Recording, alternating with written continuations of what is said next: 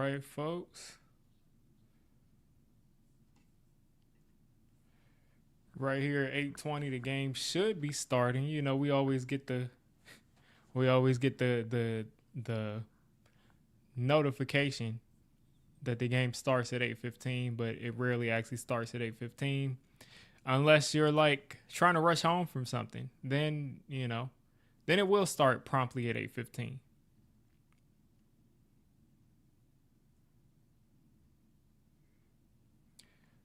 So looking at a couple of games while we're getting all this stuff started up, I'm having some issues with this audio for the stream I'm watching. But anyway, looking at some of these early games, like the Cowboys got just torn apart on defense again. They gave up 31 to the Bears. The Bears have struggled. Caleb Williams threw 4 touchdowns. Cowboys put up 14. You had the Commanders basically took care of business 41-24 without Jaden Daniels. Marcus Mariota, I think, had a rushing touchdown, one passing touchdown, 207, sacked one time. So Terry McLaurin had 74 yards. I think that's his biggest game so far this year. So the Commanders didn't miss a beat, put up 41 on the Raiders. You had the Eagles that blocked 2 straight field goals that both should have either won the game or tied the game in a row. I mean, I don't know what to say, man. Like the Eagles, they got some black magic going on. Because they blocked 2 straight field goals. I think it was Jordan Davis and on both blocks. And he returned one like 50 yards for a touchdown, and he was moving like he was a receiver or a running back. It was ridiculous. And I think what I'm going to do is pull up this StreamYard on my phone so I can take a look at this. And the audio is just terrible. This audio is so bad. I'm not even gonna risk it. We're just gonna go without audio. I try to listen to it like with low audio, but since I got a stream that looks good on here, I'm not gonna chance it. Let's see.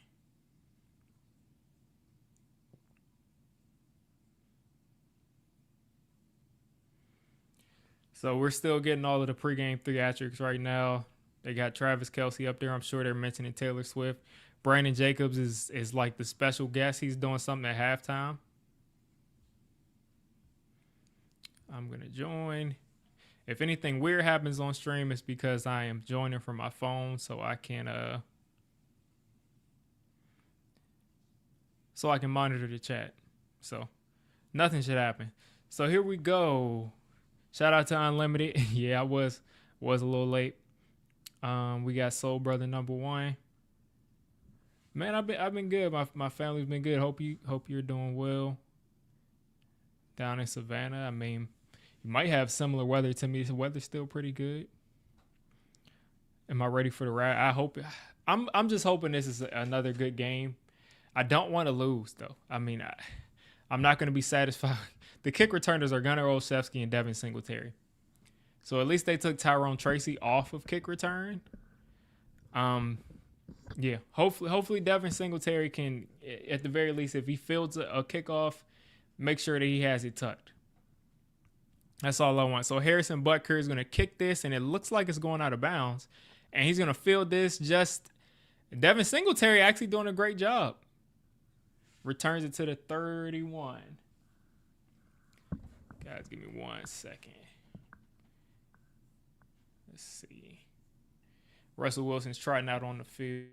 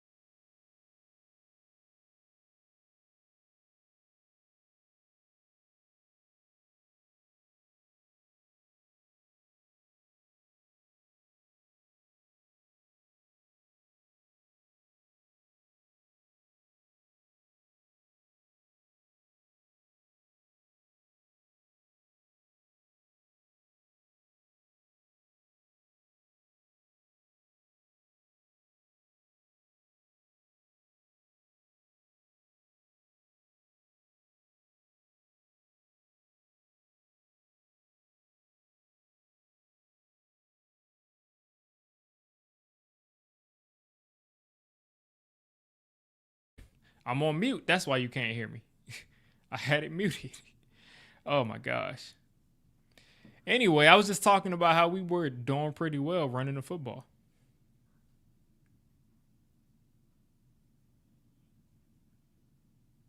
Another run by Tracy.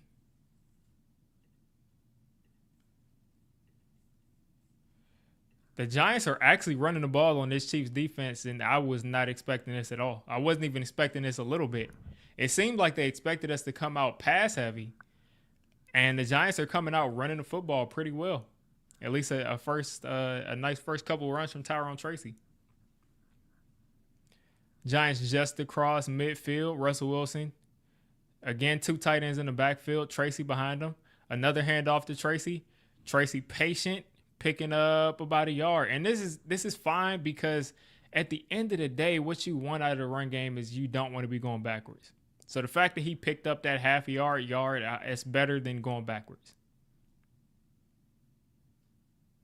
There should never be that many opposing fans at home. I mean, fans have been abused in MetLife forever. So it makes sense. It makes sense because fans have just come to MetLife and just seen loss after loss after loss. Scatterboo checked in the game. Darius Slayton, Wando Robinson in the slot. Malik Neighbors up top. Looks like the Chiefs are getting a little aggressive here. Another handoff. Oh, my God. Scatterboo spinning off. Scatterboo breaking the tackle. Oh, my God. Cam Scatterboo. Scatterboo was wrapped up after about a yard and just spun out of it. Oh, my. Cam Scatterboo, man. Just spun out of that tackle there. I think that was from Nick Bolton. That is why we drafted the guy. That is why we drafted this guy. And the Giants are just running the ball. Like, we have not come out and tried to throw it at all, really, at all. All right. Russell Wilson. Scatterboo behind him. Another handoff. And this time, Cam is going to lose a yard and a half. So the Giants, I mean, they're coming out really, really run heavy.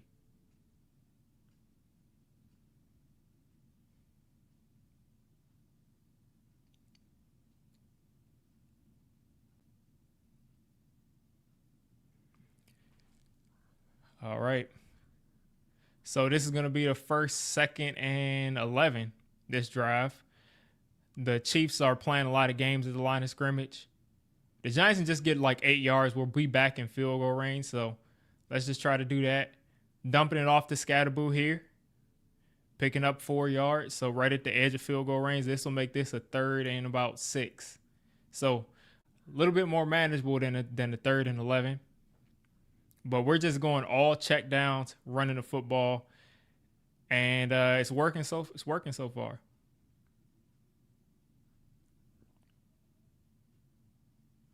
So this is actually a 3rd and 7, not a 3rd and 6. Tracy's back in the game. Theo Johnson motioning inside. Malik Neighbors one-on-one at the bottom of the screen. And it's a handoff to Tyrone Tracy. And they're just going. I mean, is it just that dangerous to throw the ball? Is it that dangerous to throw the ball?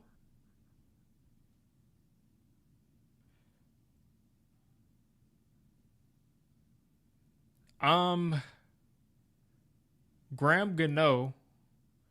So we're going for it here on 4th down, and I don't want to get spoiled, so I had to look away from what I was looking at. But apparently Graham Gano is questionable to return with the groin injury. And Russell Wilson was going to hit the guy wide open, but he just got the pass swatted down because he's short. And this is just the New York Giants. So instead of being able to kick the field goal, we couldn't because Graham Gano has a groin injury. Nick Bolton swatted down. Tracy was wide open for a 1st down. This is New York Giants football. The kicker's hurt. We're not going to be able to kick field goals today. We're going to beat the Chiefs defense without kicking. Like, that's not going to happen.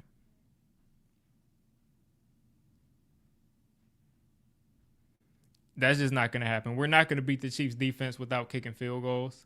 I mean, like, that was a solid drive. It should have been converted here on that fourth down. But besides that, if we'd been able to kick field goals, we'd have 3 on the board right now. That just stinks. That just stinks right there. I don't know what to say about that. Like, man, like it's always something with this team. It's always something. It's always something with this team.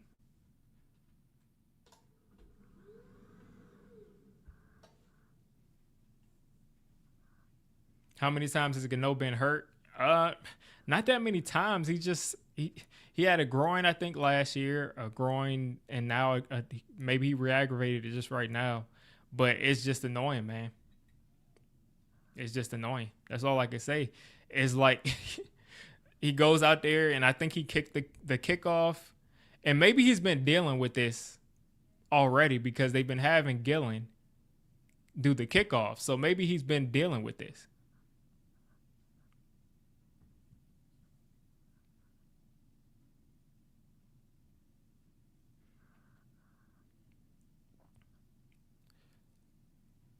What kind of warm-ups did Gano do? I have no idea what the guy's doing. He's been playing for a long time, and I mean, I can't say that I've seen like a long injury history with him, but that's just really frustrating because we put together a good drive, and that's just means nothing now. Come up completely empty-handed. Running the ball on this Chiefs defense is no small feat.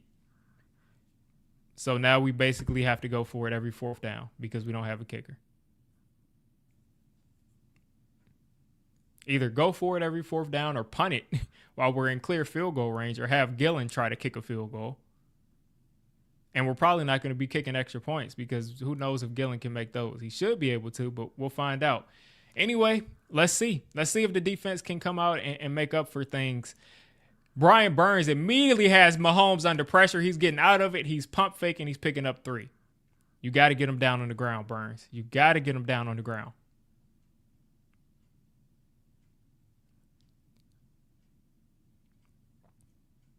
Yeah, this happened last year, Maximus. This happened last year where he got hurt. And this is just the worst time for this to happen, but it's just so on brand. It's just so on brand for this team. Mahomes picking up 4 to start on first down. He's running a play action. He's checking it down to Pacheco. Let's see if 2 people can get him down, and they do. So this will make this a 3rd and 3. And let's see what the Giants defense has here on this first 3rd and short for the Chiefs. Again, man, like, it's just like, why do these things always happen? Like, we should have been able to kick a field goal this past drive, and our kicker has a pulled groin. Like, our kicker has a pulled groin, so we can't kick a field goal. All right, 3rd and 3 coming up, and you probably already saw what happened, folks, but 3rd and 3, it looks like the Giants are going man across the board. Looks like they're sending some heat. And Juju Smith-Schuster's going to pick it up. One thing the Chiefs can do is work this short game. And that's really all they have is the short game and Tyquan Thornton. And Tyquan Thornton is not that great of a receiver. What's going on, Chris? Yeah, you saying a horrible play call as far as running that draw on 3rd down? Yeah, I mean, they must have had in their head that they were going to go for it on 4th down. But, man, I don't know. I don't know, man. Anyway, fresh set it down for the Chiefs. They're just across the 40. Hand off to Pacheco. Pacheco's got a little space, and the Chiefs' offensive line is trying to push. And that's actually Kareem Hunt. And he's going to pick up about 3.5. They probably give him 4 yards.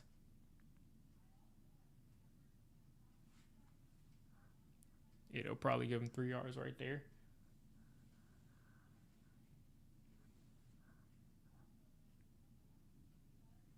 Let's see if I can.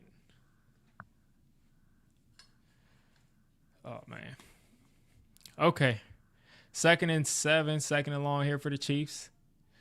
Mahomes was under pressure, and he just hits another wide open guy. And you got a flag, so let's see what that is. I wish I had the audio just so I can hear And it's looking like this is going to come back. Holding on the Chiefs offense. Yeah, we had some pressure right there on that play. Josh Simmons, the rookie, working against Brian Burns. And Mahomes was like, we were close to sacking him right there.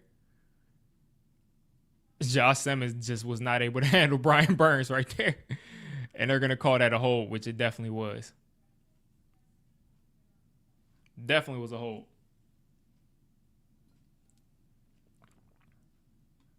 Second and 17 right here. So, hey, listen. You've already put yourself in a good situation, defense. Don't make it difficult. Mahomes is going to throw this shuttle screen to Juju. Juju's going to make a couple guys miss, and he's going to pick up the first down on second and 17. I'm not surprised. I'm not surprised. Like, I'm not surprised at all. Like, second and 17, just run a screenplay. The Commanders did it. The Cowboys, for some reason, didn't do it to us last week. But just run a screenplay on second and 17. The Giants can't tackle. Drew Phillips misses a tackle. Everybody else is blocked up. Fresh set of downs for the Chiefs after a holding call.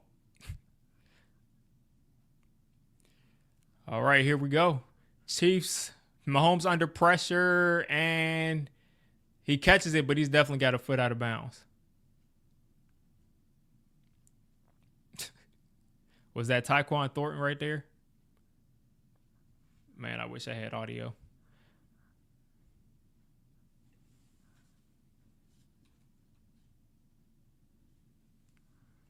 We got Swayze Bozeman starting the game for us.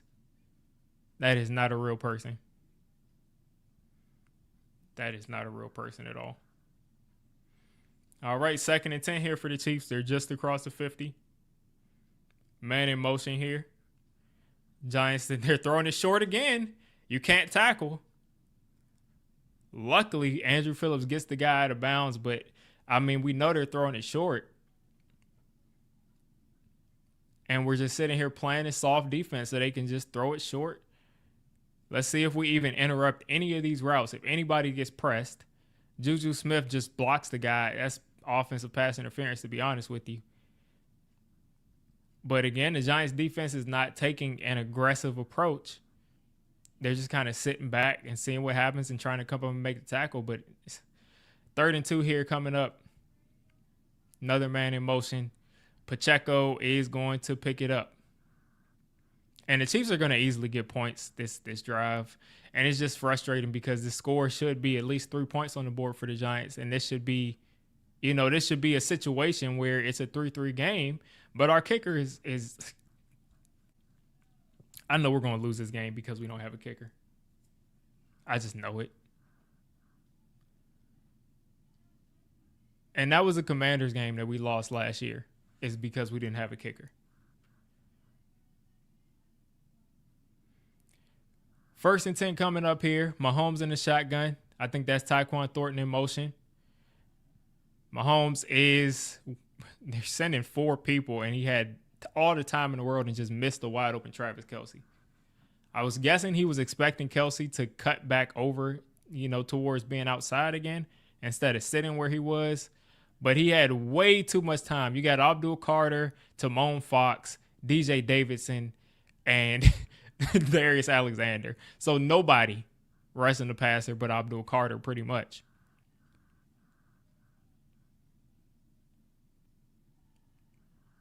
Second and 10 here from Mahomes and the Chiefs.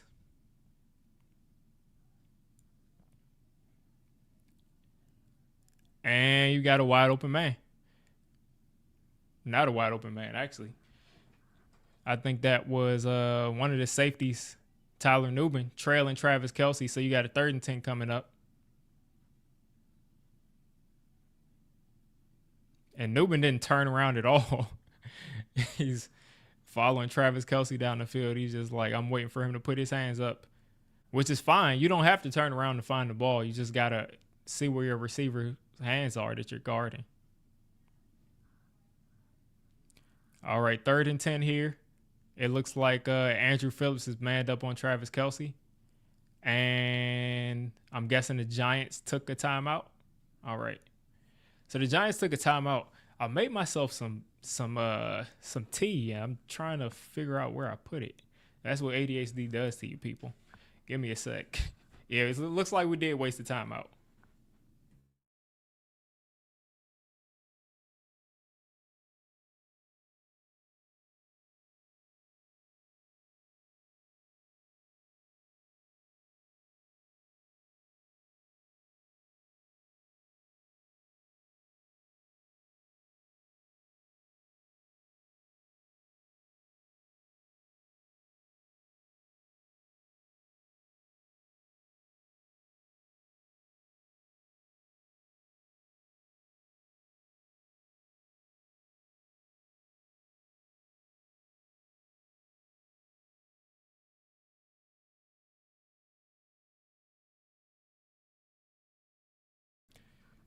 All right.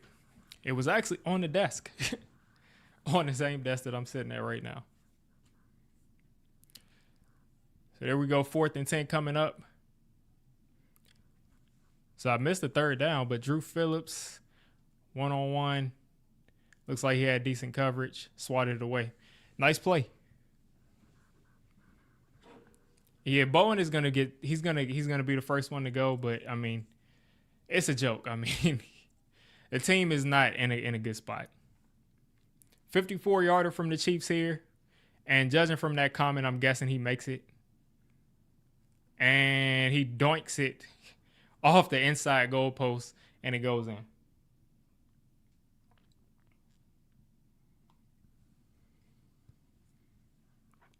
Only in New York. Only in New York. Only in New York this happens. You got a doink field goal going in right after we don't have a field goal kicker. But there we go. The score is 13-zip for now.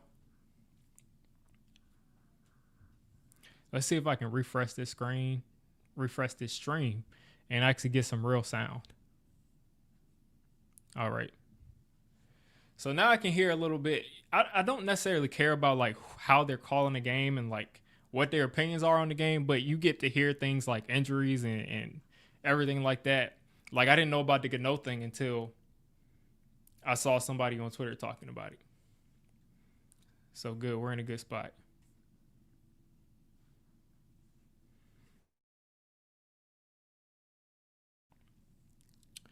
Gano pulled his groin and warm-ups. I think once you have a rookie quarterback, I don't think you tank at that point. I've seen a lot of people say Caleb Downs. I mean, we could use the safety, but it's like, is the safety going to turn this franchise around? I mean, I don't think so. I think if we're going to draft anybody, I mean, listen, we just play the season out and just draft the best player on the board. There's no quarterback I think we're tanking for. You just take the best player on the board. If it's a receiver, you take the receiver. If it's a corner, you take the corner. If it's an offensive lineman, take the offensive lineman. If it's a defensive tackle, just take the best. Just take the best player. But I don't think you tank you don't tank for like an edge rusher. Like we learned that lesson. We were talking about tanking for Chase Young, and look how that worked out. Andrew Thomas has been hurt, but he's been hurt a lot less than Chase Young, and he's an pretty sure he has an all-pro, if I'm not crazy. I'm pretty sure he has an all-pro. Second team or first team? Not first team, but he might have an all-pro by now. If he doesn't, he deserves one because he's been, completely elite. He is second team all-pro 2022. So a lot better than what Chase Young did.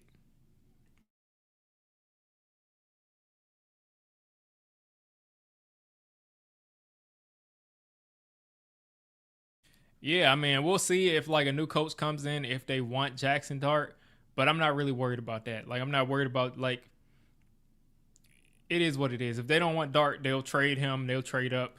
Somebody else will want him, but I'm not necessarily worried about tanking. Because like that Caleb Downs, I'm not tanking for safety. Like it just doesn't make any sense. And this scouting report is hilarious. It's like he's Troy Polamalu mixed with Ed Reed. We'll see. Singletary with a nice kick return the first time again brings us across the 35. I mean, dude is actually a solid kick returner for us.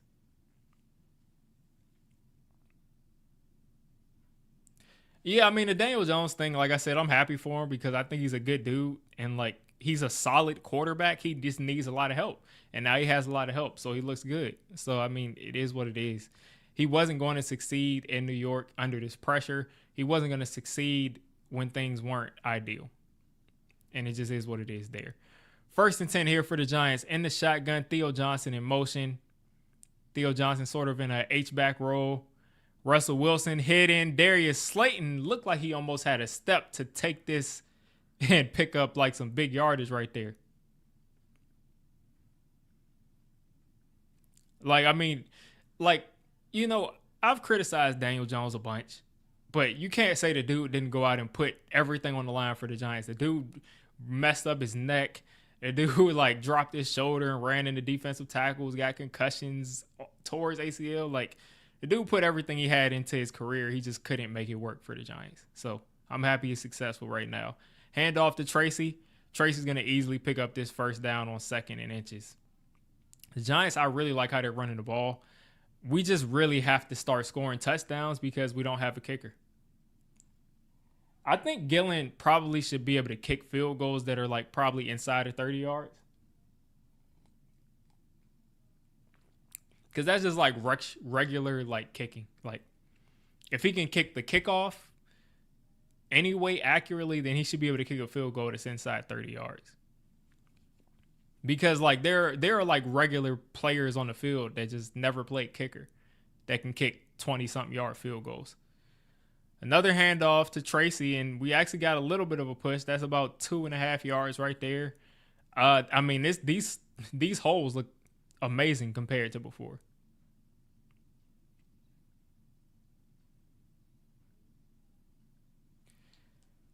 That's just really unfortunate that we couldn't come up with points that last drive.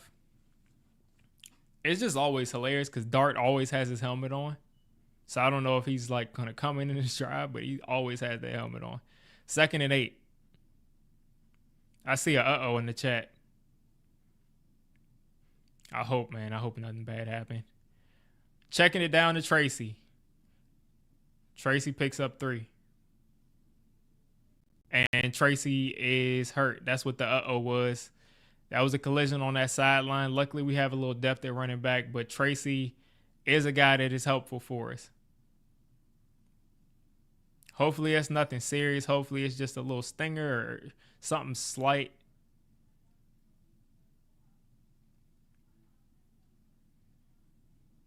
Yeah, hopefully Tracy's okay. And they're going to go to commercial right there. But, yeah, about the whole Daniel Jones thing, man, like, I'm happy the dude's successful. It's fine, Maximus. It wasn't nothing too crazy. So I try not to look at plays when it's like a third down or like a big moment in the game. I try not to look at the chat.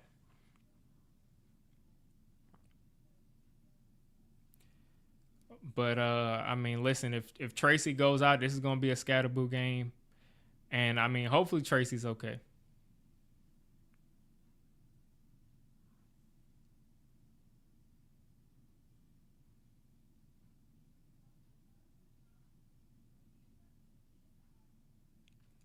So Gano is trying to warm up here. And fans are just so angry at Gano. They're like, I mean, the way they're talking about this dude is nuts to me.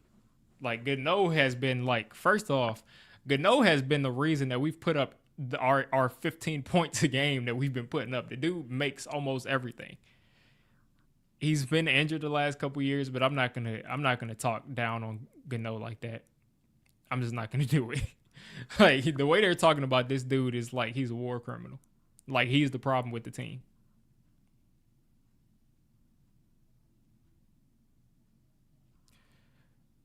There's a lot of angry Mets fans in the stadium. Yeah, I'm a Nats fan, so I was happy for that.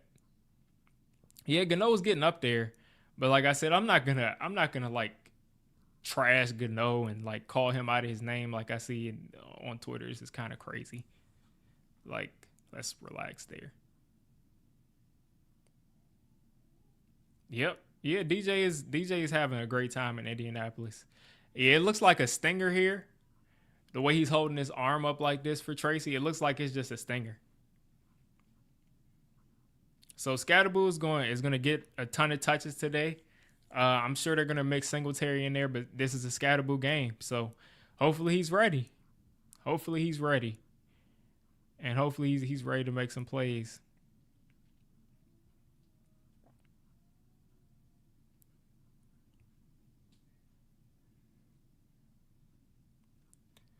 All right, let's get back into this. I hear the whistle. Yeah, like I said, he's kind of holding that arm up. You thinking that's like a stinger or something? Hopefully that's not nothing crazy. But he kind of reached for the arm too, so it could. I hope it's nothing. Hope it's nothing crazy with the arm. Bad snap here from John Michael Smith. Screen to Scatterboo, and that screen was just ran horribly. And the Giants will punt. That screen was just handled horribly. Like that just ruins the timing of the screen because you're snapping the ball way up here. JMS is snapping the ball too high, and the Giants are going for it here at midfield on 4th and 6, or they're going to try to draw them off sides. We'll see. We'll see.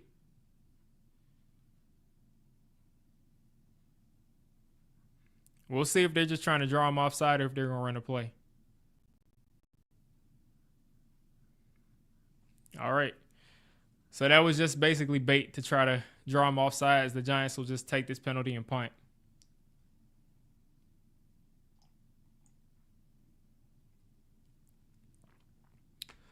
Yeah. I mean, we're not being aggressive because the Chiefs are way back there, but was really, and that was a face mask that got missed on Cam Scatterboo. But at the end of the day, like, we were running the ball pretty well. We should have come away with points that first drive. And if not for Russ getting that ball batted, that's a conversion on 4th down. So I'm not really that angry at how we've called this game. I'm not really that angry.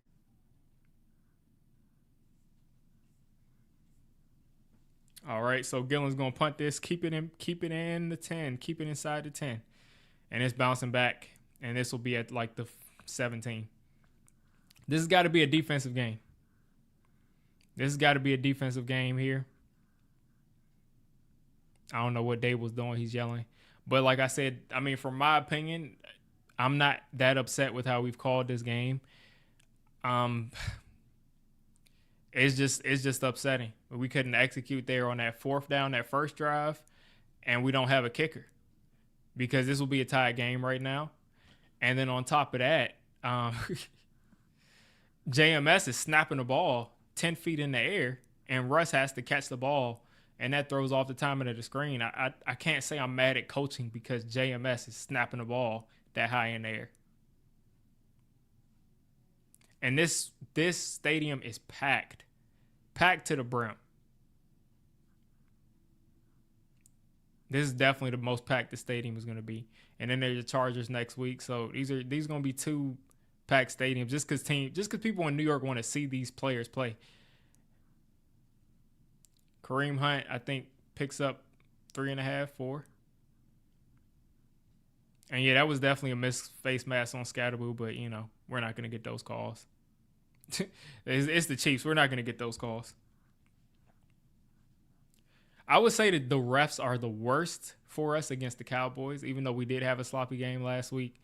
But besides that, you got the Cowboys, you got the Aaron Rodgers Packers. Those referees were horrible. I mean, they would all the calls that the Aaron Rodgers led Packers would get against us would be nuts. The Eagles, I can't say we get bad calls against the Eagles. Washington, we get horrible calls. And the Chiefs, I mean, they get great calls against everybody. Like, it's the Chiefs. They got to keep the machine going. I mean, listen, if this game comes down to like a referee having to make a call or not make a call, you know which way it's going. The NFL has they have a very, very, very big investment as far as like making sure that the Chiefs are relevant. What's going on, Carmelo? They have a very very big motive to say that the Chiefs should win this game and not be 0-3 versus the Giants being 0-3. Like, who cares about the Giants being 0-3? Besides Giants fans, nobody cares.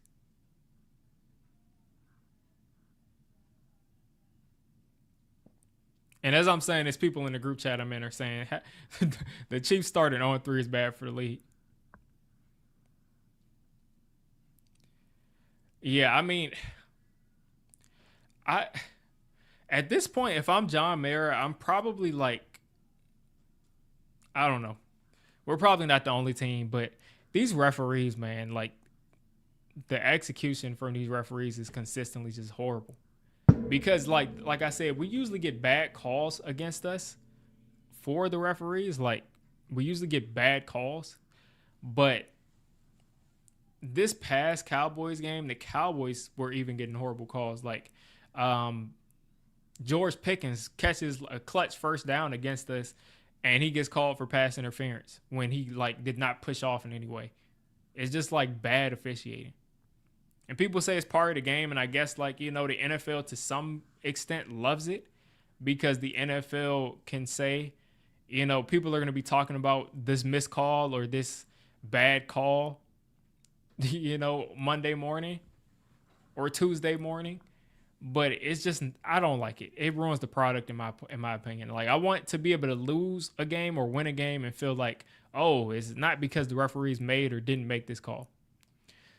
So through one quarter, the Chiefs are up 3-0. Chiefs running another screen. Kareem Hunt has way too much space, and they're picking up a first down here on 2nd and 7.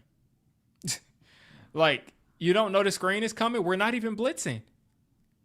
We're not even blitzing.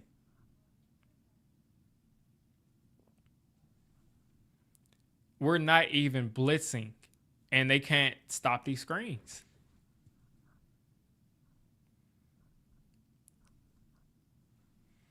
Like, we're not even blitzing, and there's just nobody back there. So here we go here. What about they not kicking a field goal? There's no field goal kicker. There goes Thibodeau chasing down Mahomes, and he's gonna throw that in the dirt there.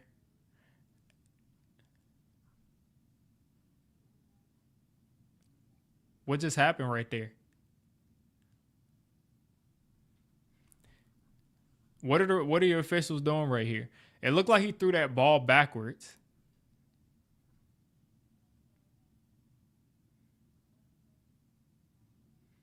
Let's see. Mahomes threw this ball backwards for sure.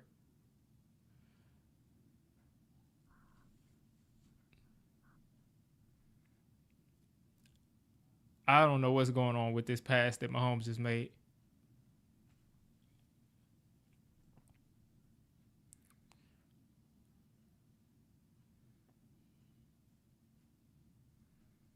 Yeah, I do see Dex on the ground right there. That's not something I've ever seen.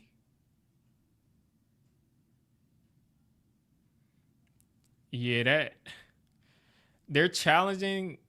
I can't say I fully understand what's going on. Like I said, to me, it looks like Mahomes threw the ball backwards, but it looks like, I mean, maybe they're gonna say they lost 3 yards. So we'll find out. But man, this game I can just already tell is gonna be is gonna be a mess. Because I can already tell the Chiefs can't necessarily block our D line, but they're gonna just keep throwing screens and keep throwing these short shuttle passes and keep throwing these short passes, and I don't really see much of us being able to stop anything. And I just felt so excited coming out of this because I'm like, okay, the Giants are running the ball, and now we don't have a kicker. So even if we put together nice drives running the football, we're not going to be able to do anything with it. Like, if we don't get in the end zone, which we've shown over and over again that we can't score unless it's a long ball, then I'm not sure. Well, Mahomes is getting rid of the ball very quickly. He's getting rid of the ball really quickly. And on top of that, um, They're throwing screens. So the guys it's slowing down the rush because they're throwing so many screens and Mahomes is getting rid of the ball so quickly. It changes the rush. So I mean, when we've had straight up rushes, we've gotten pressure on Mahomes. He's gotten hit like 3 or 4 times already. And we drew a holding call. So the pass rush is doing its job. It's just they're throwing screens. It's just good coaching. It's what the Giants should have been doing the last 15 years. The last 15 years that we haven't been able to block anybody.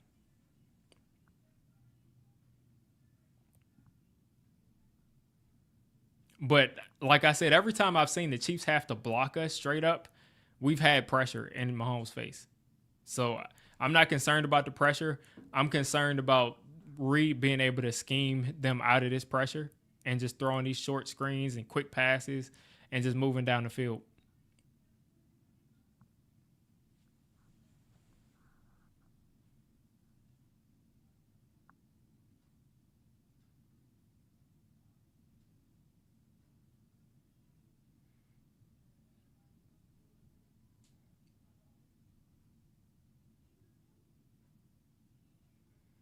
Okay. So the Giants won that challenge. So it is 2nd and 18. I'm sure the Chiefs will throw a screen and they'll probably pick up the first down here. Single high look right here from the Giants. Single high look is probably a cover 3 here. 2nd and 18. Mahomes way too long. And you got a flag on the field. And Noah Gray catches a pass, and this flag will probably be going against us. Yep. First down.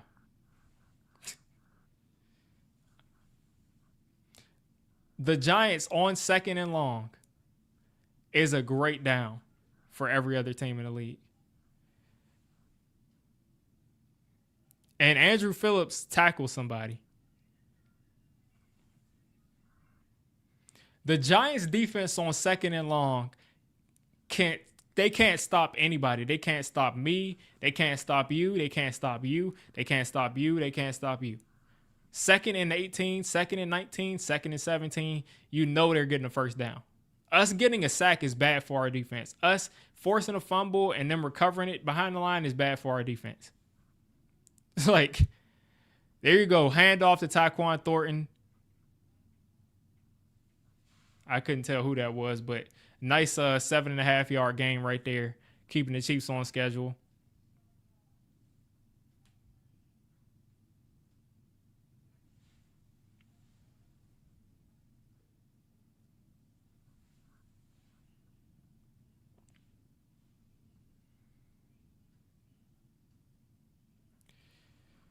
All right, here on the 40, shotgun, 3 wide receivers to the left. I think they got a tight end to the right. Mahomes, a lot of time, Mahomes making Brian Burns miss. Mahomes running right. Mahomes picking up a first down to Juju Smith-Schuster. That's just Patrick Mahomes, people. That's just Patrick Mahomes. That's just him. That's just him. Sometimes Mahomes is just going to do that. That's what happens when you play against somebody like this. I'm not mad at Brian Burns for not getting that. Like, it just is what it is. Because he drops back, he's immediately got pressure from Thibodeau. He's got pressure from Burns. Thibodeau again. And he just runs around and picks up a first down. Like, I mean, what can you do right there? Not much you can do, but Chiefs are sitting here probably going to go up 10-zip pretty soon. Mahomes dropping back again. Forever to throw. Mahomes should be sacked, and he's not going to be sacked. And he's taking off, and he's picking up a first down, and Tyler Nubin hits him out of bounds. Luckily, there's no flag. I'm glad Tyler Nubin hit him, though. I'm glad Tyler Nubin hit him because this dude, Patrick Mahomes, loves to run on the sideline and truck people and act tough because he knows that they're scared to hit him because he's the quarterback. We don't capitalize on mistakes. That's the problem with this team, is that we constantly force teams into 2nd and longs and we never capitalize. Right now it's 2nd and 9. Play action from Mahomes, screenplay, this gets shut down. 3rd and forever coming up for the Chiefs. Let's see if the Giants can get off the field on 3rd and forever. What is this, a 3rd and 14? Giants defense finally played this screen the right way.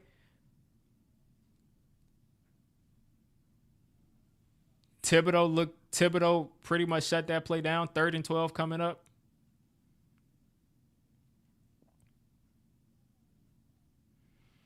This pass rush should be coming after Patrick Mahomes. Travis Kelce in the middle of the field. Noah Gray on the other side. Kareem Hunt in the backfield. 3rd and 12, people.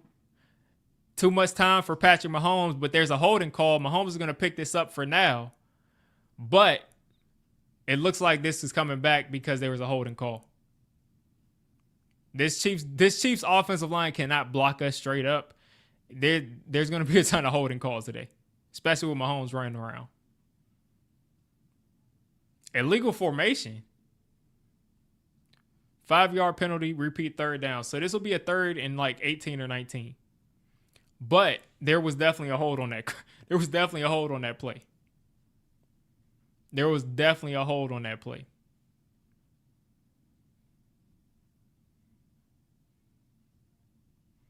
Taylor seen Abdul line up and soiled himself. Yeah, he's definitely illegal right there. Anyway, 3rd and 17 coming up. Let's watch the Chiefs pick up another 3rd and long. Another 2nd or 3rd and long right here. Shuttle pass here. And Noah Gray is going to get to the 90. I was going to say the 91. The 31. Right outside the 30. 30 in inches. And they're going to kick another field goal. So, listen. Giants defense keeping us in the game so far. Offense has to put up a touchdown. The offense has to put up a touchdown. So far, they're 1 for 1. Harrison Butker's lining up to kick this. This is a 48-yard field goal. By today's NFL, this is a chip shot. So we'll see. And it got very close to being blocked by, I think that was Brian Burns there. And we don't get the block. And the Chiefs go up 6-0. So still a 1-possession game. Giants get in the end zone here. We go up 6-7. We either tie the game at 6 if we aren't able to kick a field goal, kick an extra point, or we go up 7-6. But we got to get in the end zone here. Got to get in the end zone. There's been a couple of plays where it's just like if you just tighten that up, you probably convert on 3rd down. So we got to convert. Like it's the little things. And that's what's making me start to like kind of understand where like I have issues with Dable. Is this all the little things? It's always, if we just did that, this drive would still be going on. If we just did that, we would be off the field on 3rd down. If we just did it's always if we just did this little thing. And that after a while is coaching. If your entire team does the little things wrong at the worst moments, that's coaching. That's the only reason that you would be making all these execution errors. It's coaching. So we're going to get this ball back. Again, Singletary has given us good field position these last couple kickoffs. I think the first one, and we got the ball first, man. Singletary, I think, took it back to like the 32 the first time, then the 36 the second time. So we have gotten across midfield or around midfield at least both times. It's just this offense obviously needs big plays because we cannot sustain a drive all the way downfield and get into the end zone. We just haven't shown that we can do that the entire season. It's only been 2 games. So hopefully we can start showing that. But so far this year, I have not seen this offense go down the field, get into the red zone, and I don't think we've scored in the red zone yet. Besides the Scatterboo run where we got down to the 1-yard line and then we ran it in. So we're probably 1 for like 6, 1 for 5 in the red zone. Something crazy.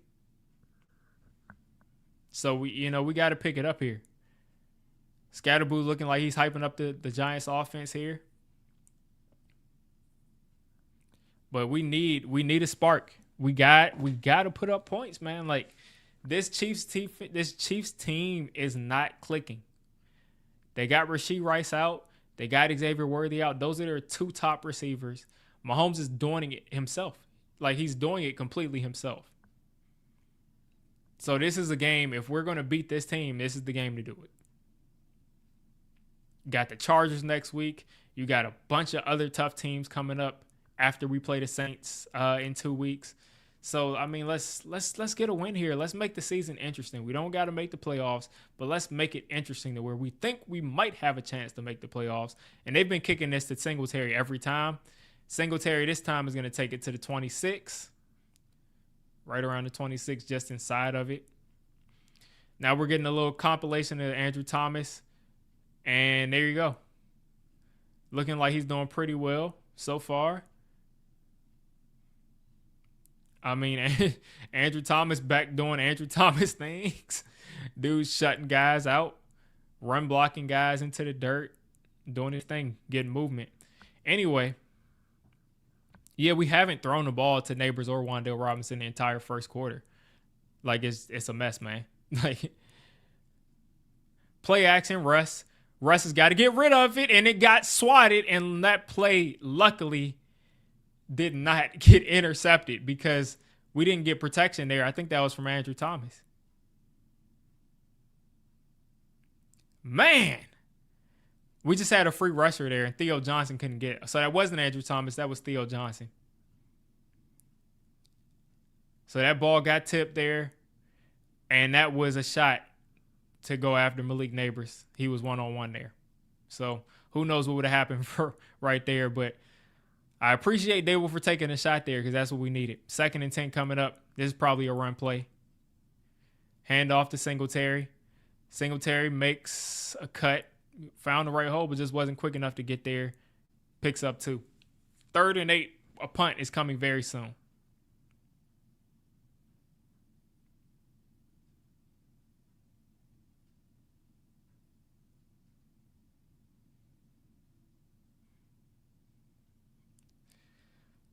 So Gillen is the holder on kicks. So that makes things even more interesting.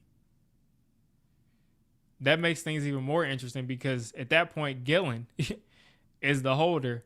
Here we go. 3rd and 7 coming up here for the Giants. Wan'Dale Robinson in motion. Russell has got to get rid of it. He's taking a shot. He's going deep, and it's intercepted. He threw it in the triple coverage after Wan'Dale Robinson, and they're returning this here.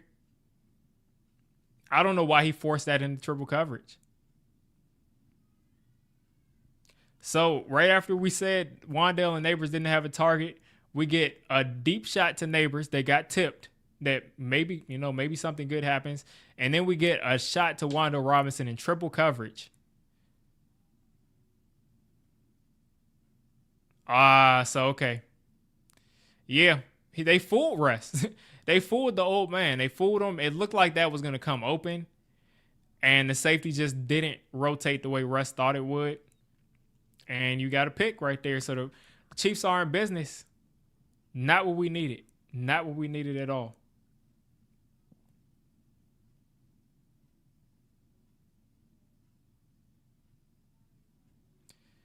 That is really unfortunate. Like that look against the Cowboys was a touchdown.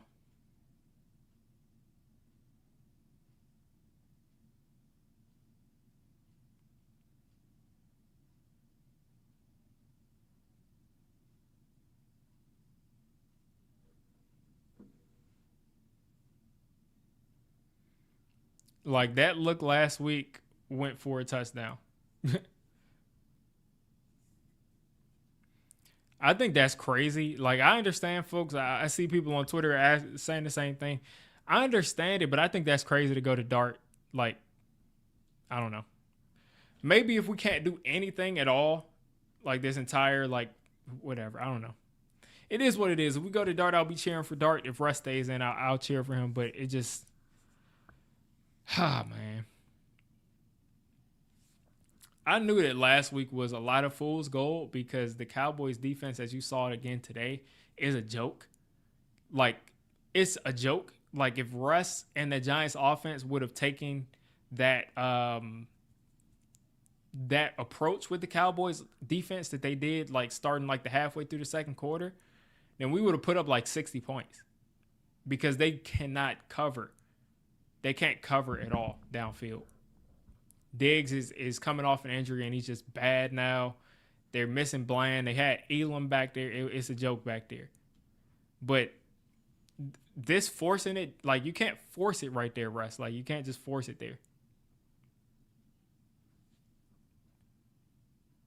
So we'll see what happens. A lot of game left, but again, I'm not surprised that the Giants offense has gone back to looking like how it normally looks. We were running the ball pretty well that first drive, and it looks like they shorted up.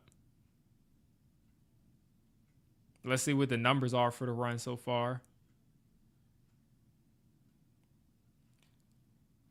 Numbers for the run, Tyrone Tracy, 29 yards on 7 carries, 4 yards a carry, 4.1 yards a carry. Scatterboo, 2 carries for 10 yards. So not a bad running game so far. But passing, 5 for 8, 19 yards for Russell Wilson. Not good. But draw play here. Pacheco straight up the middle of the field for 8.5 yards.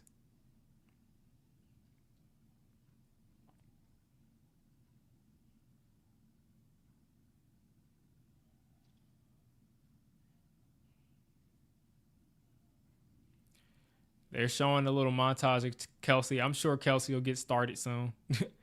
I'm sure he'll get it going soon. So this is a game, if we're going to win it, the defense has to start taking over pretty soon. And you got another guy wide open here for a first down. Tyquan Thornton. Chiefs already at the edge of field goal range. I think they're in field goal range comfortably now pretty much with their kicker. 7:57 left in the second quarter. Clock winding down. Kelsey coming off the field. 1st and 10 right outside the 30. Man in motion here. Hand off to Pacheco. Pacheco keeping the feet moving. 6.5 yard run. I mean, this is what happens, man. Like on games where the defense plays decently well, like on games where they play decently well, all of a sudden the offense can't do anything until the defense just gets exhausted and just says, okay, well, you're not doing anything, I won't do anything. And then we'll just see the Chiefs up 20-something to zip. 2nd and 4, Kelsey wide open across the field. Bobby Okereke slower than a 90-year-old man. Like Bobby Okereke.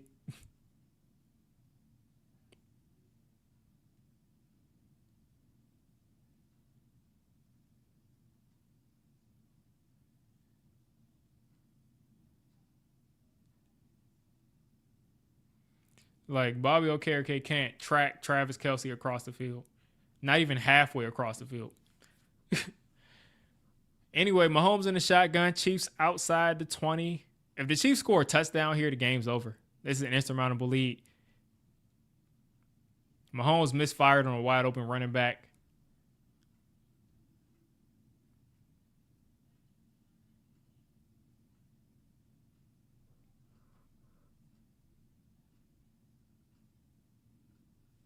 If we lose this game, just fire the coach ASAP. They won't do it. I mean, it is what it is. Like, it's just, we've been watching the same game with Dable, Joe Judge. It's been the same offense this entire time. Dable, Jason Garrett, Joe Judge, Kitchens when he was like, it's just been a joke. Check down here to Kelsey. Chiefs will go back 2 yards, and we'll have a 3rd and 12 coming up, which I'm sure the Chiefs will probably score a touchdown on. How much you guys want to bet that here on this 3rd and 12, the Chiefs will probably throw it into the end zone and score a touchdown? Or they'll throw it short and score a touchdown. Okay, so here's Abdul Carter one-on-one with the center. Easily gets past, but that ball came out so quick it didn't matter. 3rd and 12, like I said, I just know the Chiefs will probably convert this. Noah Gray in motion.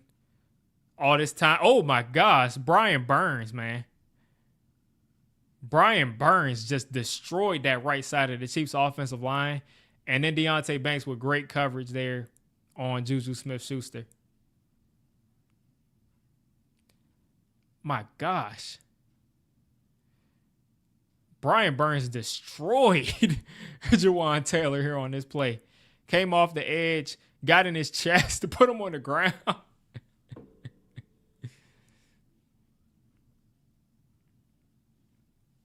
All right, Butker lining up for the third field goal of the game for the Chiefs. Giants defense is doing their job. Again, we want to come after Bowen. In reality, they just missed the field goal. We don't have a kicker. They don't got a kicker.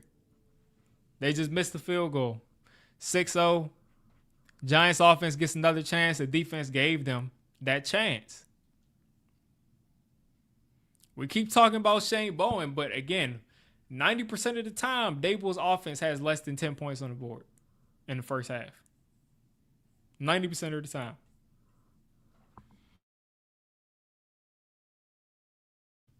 Oh yeah, this is much better. Is it much better? I don't know. But at least the defense is exciting this year, somewhat, with the guys getting after the quarterback. But again, we keep talking about Shane Bowen, and I agree. But 90% of the time, Daboll's offense is doing nothing. And like, how many times are we gonna sit here and yell at a defensive coordinator and say like, "Oh, they can't do this, they can't do that," when in reality, this defense doesn't play like how they're playing so far, and this team should have like 21 points on the board against us if this defense didn't step up.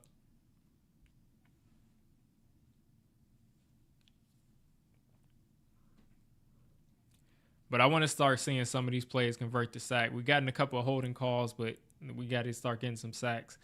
Russ, I'm going to need you to do something different besides just like seeing Wan'Dale clear the second level and saying I'm throwing it up, because you're not playing against the Cowboys defense this week.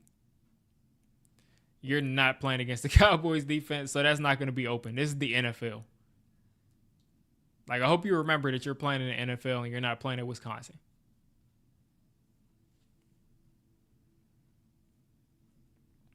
There's no Elam there. There's no Trayvon Diggs there. Like, this is an NFL defense.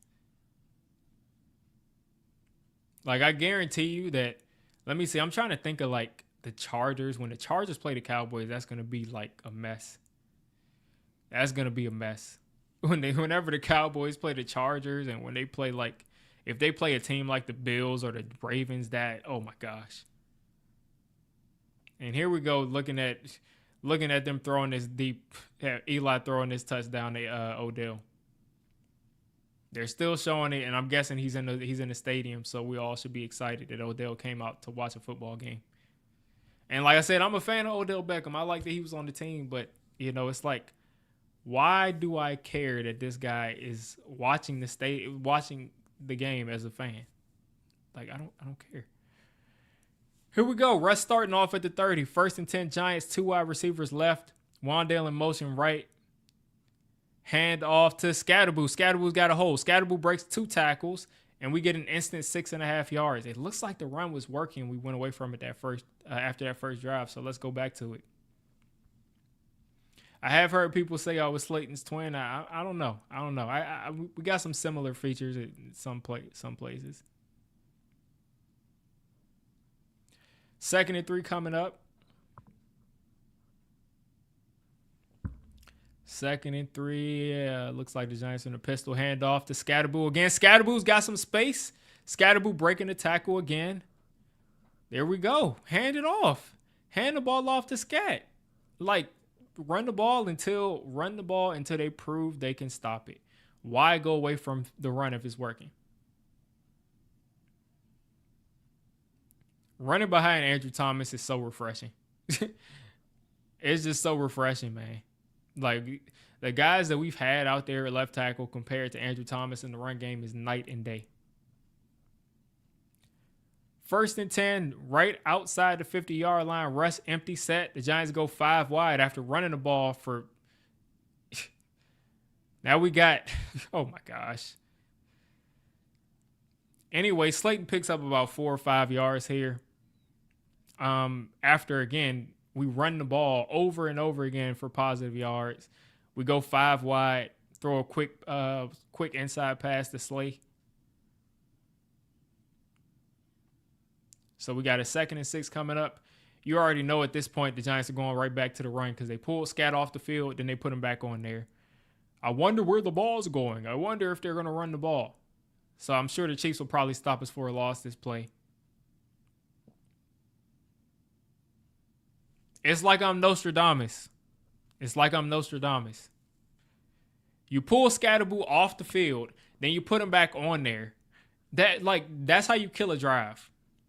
Kafka, what are you doing? You pull Scat off the, instead of going when you're sitting here and 1st and 10.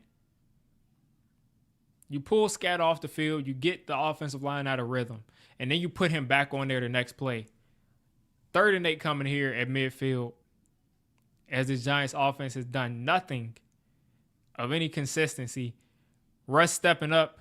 Russ throwing it to Scatterboo. Scatterboo's going to pick up the 1st down, and now we got another flag.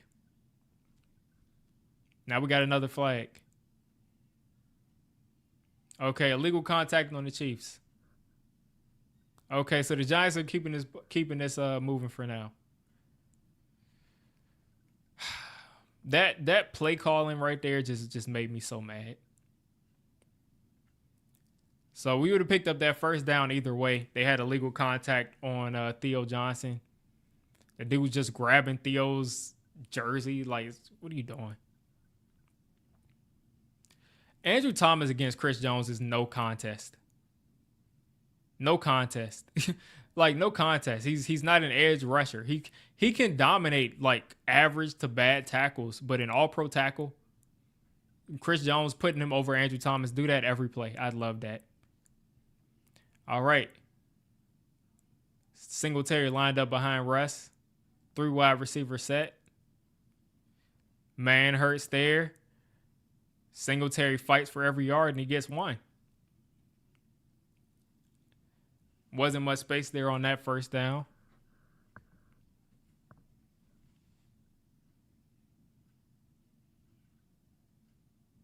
Yeah, they love putting Chris Jones on the edge. But again, if he's playing, he has great numbers on the edge. He has some nice pressure numbers on the edge. But if he's playing against an all-pro tackle, he's not an edge player. That's just, I would much rather Chris Jones line up on Andrew Thomas than I would have him lined up against Runyon or JMS.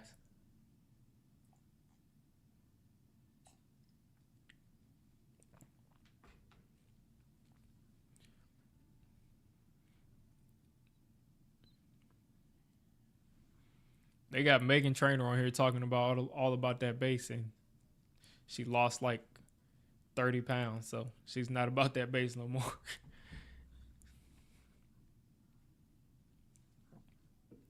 But yeah, I'd love, please keep putting Chris Jones over Andrew Thomas. I please do that all day.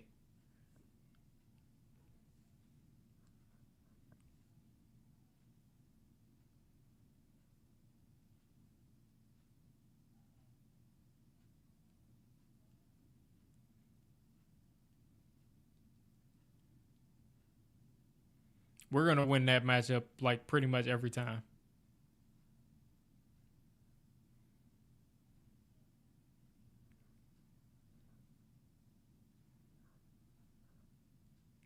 Let's see what we got. I'm missing anything.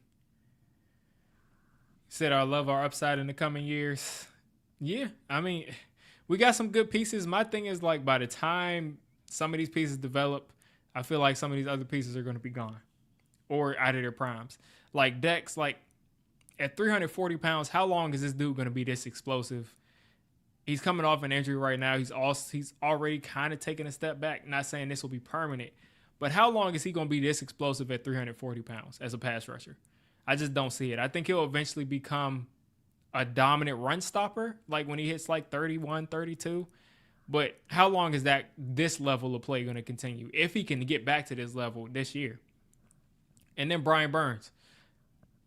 Edge rushers can be pretty dominant for a while. They can continue to be good, but we'll see how that goes.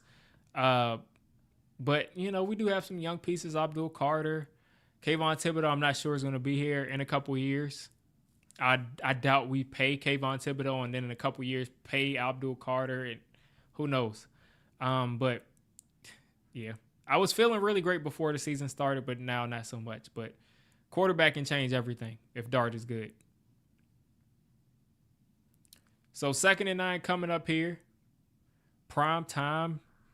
Sunday night football. The Giants are still in it. Just at the edge of field goal range if we had a kicker.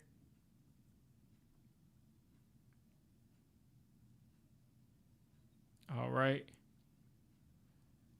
They said Eli Manning was out there. I mean, again, like I just get less and less interested about these former Giants players doing things like I'm supposed to be excited. Like, let's win a game.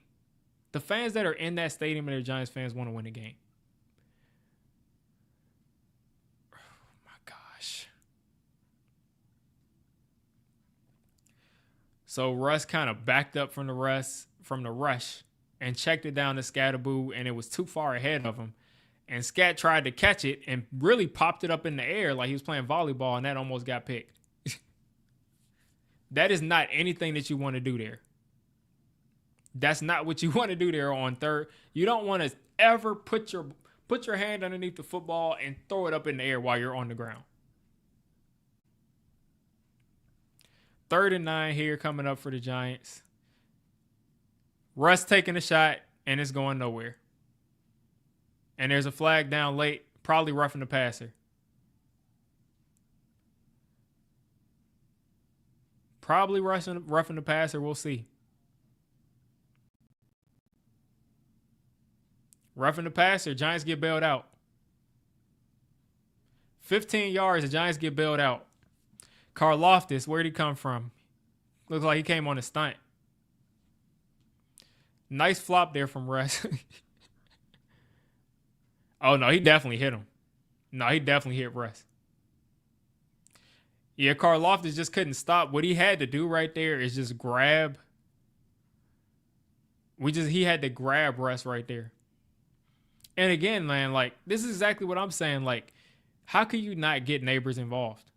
How can you not get them involved? How?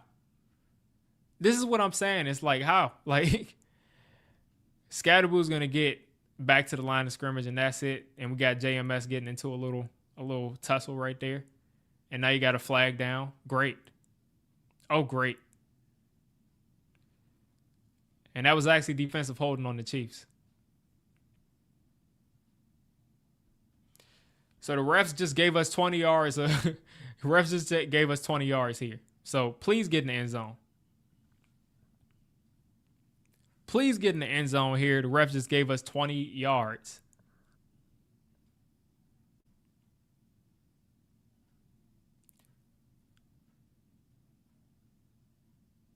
They actually called that. They usually never call that.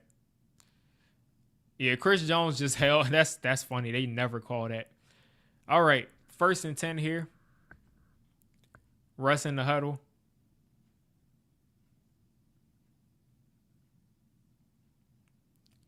First and 10. Let's see what we got. Again, Leak has not touched the ball the entire game. Wan'Dale Robinson has not caught a ball the entire game. Hand off to Scat. Scat cutting back. Scat! Looks like he was a yard short. Looks like he was a yard short, but it's looking like they're giving him a touchdown. Oh, my God. I didn't know that Cam Scatterboo could do a backflip. I wouldn't expect that dude to do a backflip.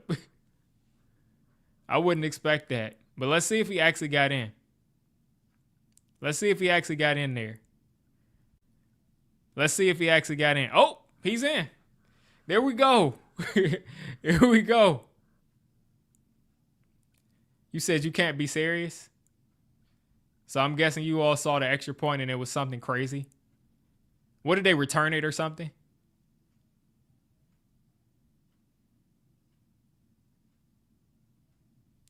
I'm not surprised. I'm not surprised because, again, Gillen is the holder and Gano's the kicker. So if Gillen becomes the kicker, now Gunnar Olszewski's the holder. That messes up the whole kicking process. So I'm not surprised. I'm not surprised that happened.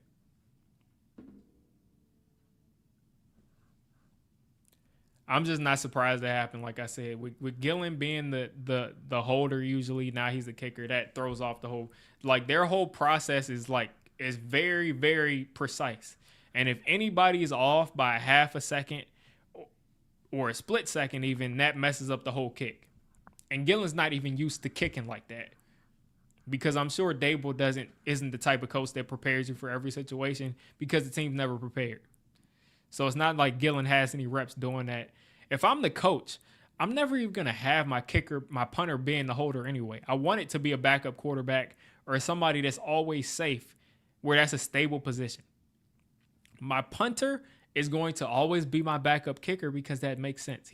They're both kickers. So my punter is never going to be holding the ball.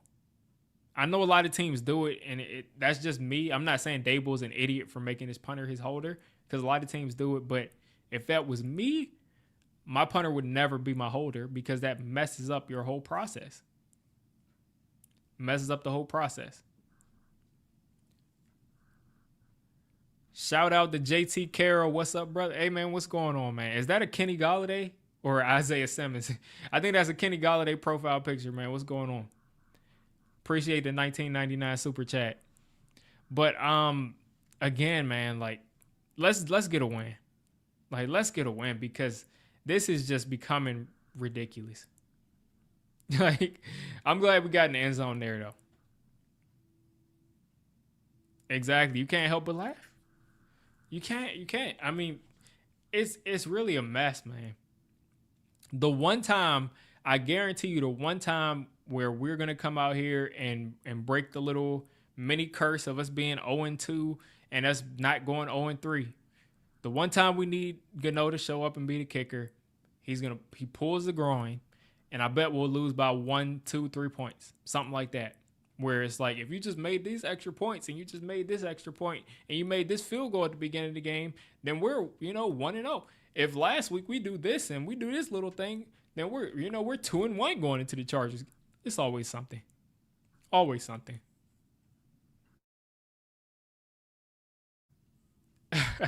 That's how the white man runs the ball.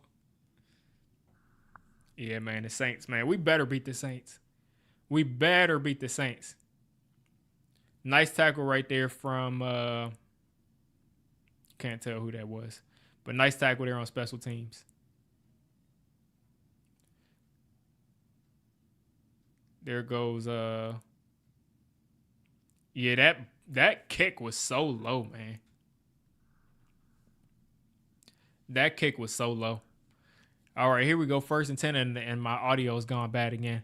Mahomes is instantly under pressure, and they're not going to throw a flag right there. Drew Phillips is always on somebody's back. I'm always like hoping that they don't throw a flag. But this pass rush is coming alive. Pass rush is coming alive here in this 2-minute drill. 1:35 left. The Giants have 2 timeouts left. So if we can get a quick 3 and out, we might be able to get the ball back. Yeah, Neighbors has no touches in the first half. It's like, how can you run an offense when Malik Neighbors doesn't touch the ball? What in the world? Get the ball. Get the ball. What? Get the football. Pick it up. Man, get Bobby Okereke off this team, man. Get Bobby Okereke off this team, please. This is the second time Mahomes is throwing the football backwards. And the second time, we don't recover it. Get Bobby Okereke off my team right now. Like, get this dude off my team.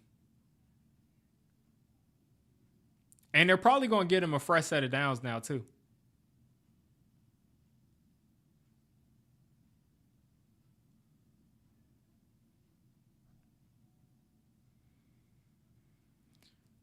Oh, man, I'm heated. I'm heated, man. I'm heated. Why? Like, get this dude off my team, man. Get this dude off my team. Like, you know you're not that guy. You think you're going to pick up the ball and run it. Like, you're not that guy.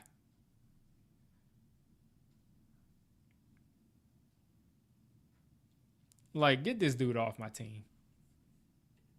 I just don't want to see this dude out here anymore. Like, what a joke.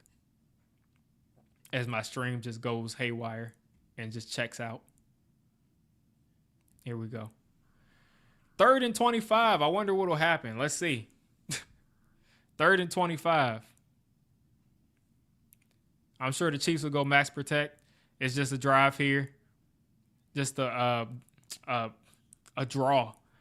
And the Giants will take a timeout and we'll get the ball back with probably like a minute left. We should have had a fumble recovery, but Bobby Okereke can't hold on to the ball. Like, get him off the team, man.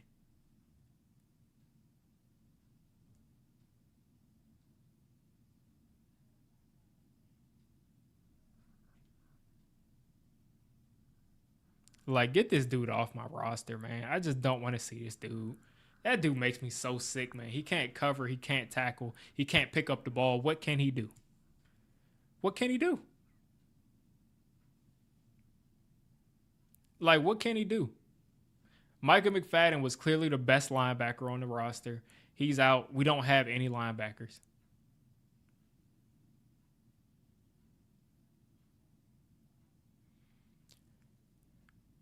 Oh, my gosh. Abdul Carter almost blocked that.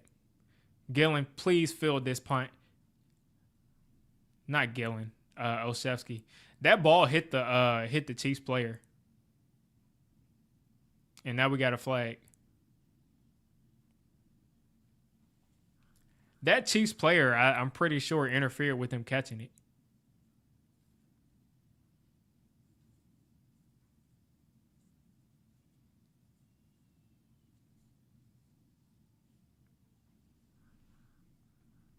Let's see what happened here.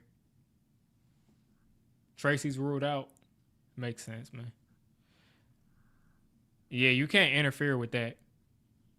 15 yards, giving us 15, but guess what? We don't have a kicker. We don't have a kicker. We get a free 15. It would be great if we had a kicker. It would be just wonderful if we had a kicker that could kick a field goal. But he can't even kick an extra point.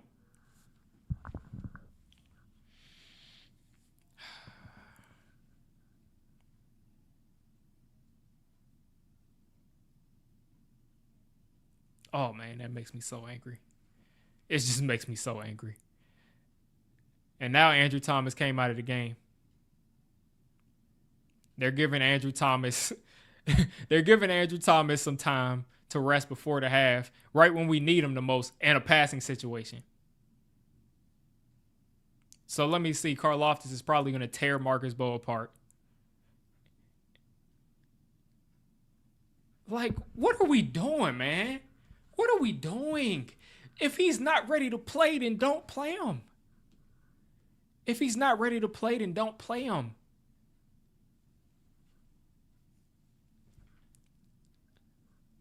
Like, if he's not ready to play, then why is he playing?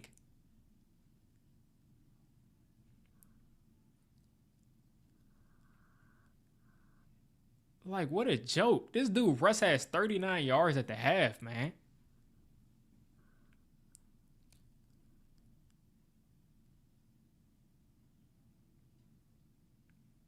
Another flag on obvious pass interference.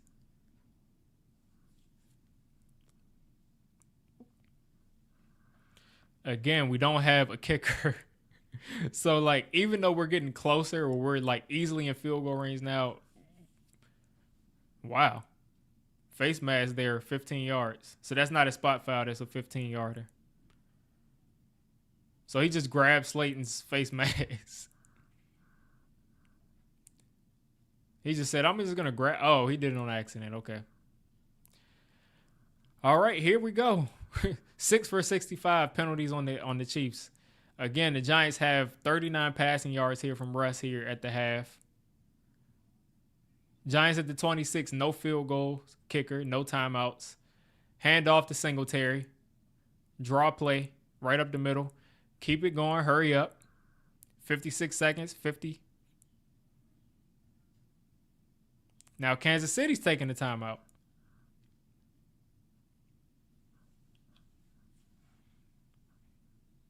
because they want the ball back. That makes sense. I mean, the Chiefs have just dogged. They just walked us down the field. Just because they're bracketing Malik Neighbors doesn't mean you can't get him the ball.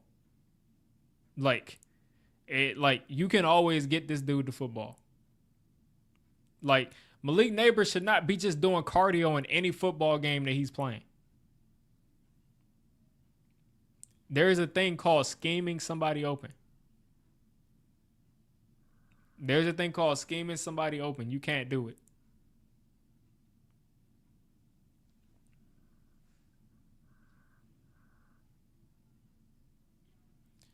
Second and 6 here.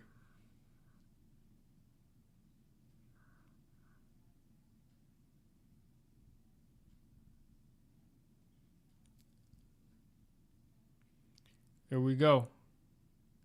Leak on the outside. Singletary in the block. Russ stepping it in, taking the shot. And there you go. Intercepted. Chiefs will get the ball at the 20. Underthrew it to Malik Neighbors. I mean, it is what it is right there. You're just throwing it up, man. Like, just throwing it up. I mean, I know we don't have a kicker, so it's not like you gave up 3 points, but it's like, you just going to throw it up like that, short? Why not miss far? The ball is late and short. He could have actually scored there. You just threw it late and short. So the placement was bad. The timing was bad. And now the Chiefs have 2 timeouts. And they'll probably kick a field goal and go up before the half and get the ball back and probably score a touchdown. Then coming out of the half, after their first drive, they'll probably be up 10 points. Brian Burns almost intercepted that. And now I'm done. I'm done. No, I'm done.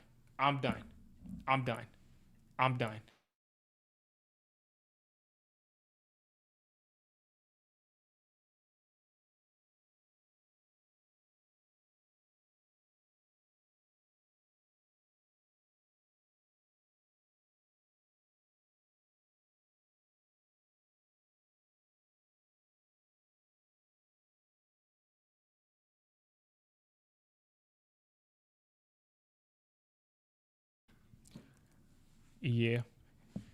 I think I'm gonna have to find another team to root for, man. I think it's time to root for another. I think it's time to root. Brian Burns is on the ground here. Brian Burns is on the ground with a knee injury.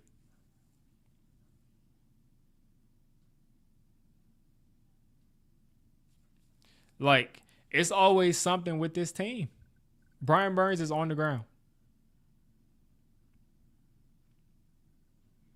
Best player on defense. At least he's walking off, but he's probably done. The knee is tweaked today. He's probably done today.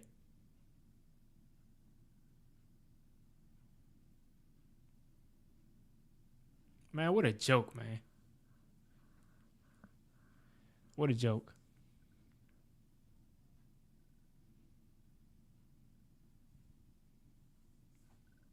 What a joke, man.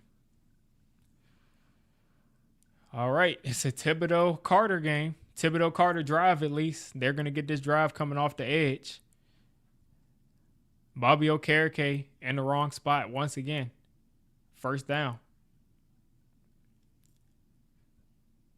Man, let's see if Dex. You should have chosen the Chiefs, man. You should have chosen the Chiefs. That would have been a much better pick. I mean, listen, I didn't pick the Redskins back then when I was a kid, and I don't regret it.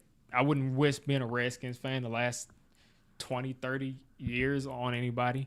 I'm glad I wasn't. I'm glad I got to see our Super Bowls, but listen, I would definitely regret it if I was from Kansas City. I would definitely regret that.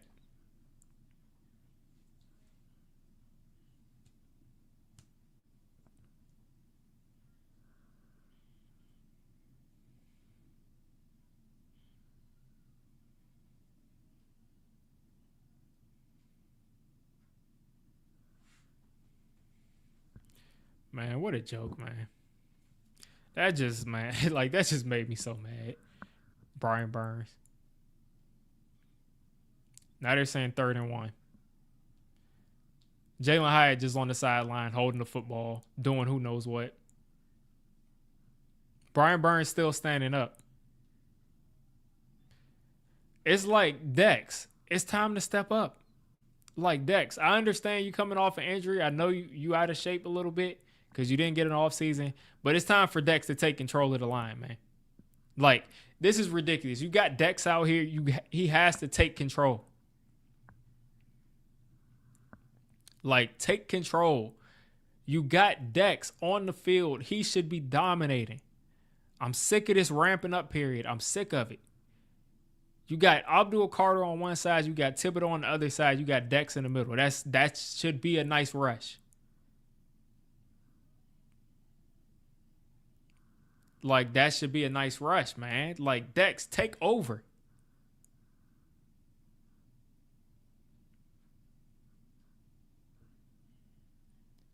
Like, I need to see Dex from last year.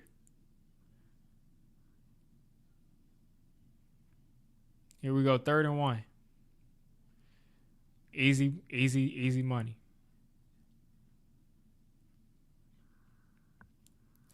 Brian Burns back. That's good, man. I mean, at this point, man, I'm almost nervous. Like, maybe keep him off through the rest of this first half. But he's coming back out there. I'm guessing it was just a little sprain, and they're going to they're gonna just let him come back out there. Who knows? Who knows what's going on with this team?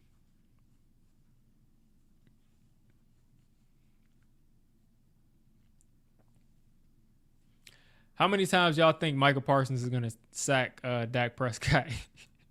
The Packers just lost to the Browns today, but they're gonna put up like 80 on the Cowboys.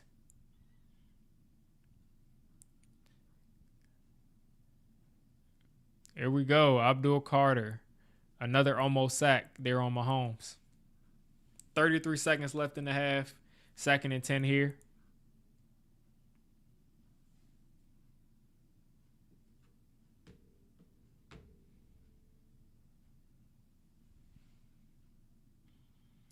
Like, we sitting here, man. Like, we just sitting here. Abdul Carter spying.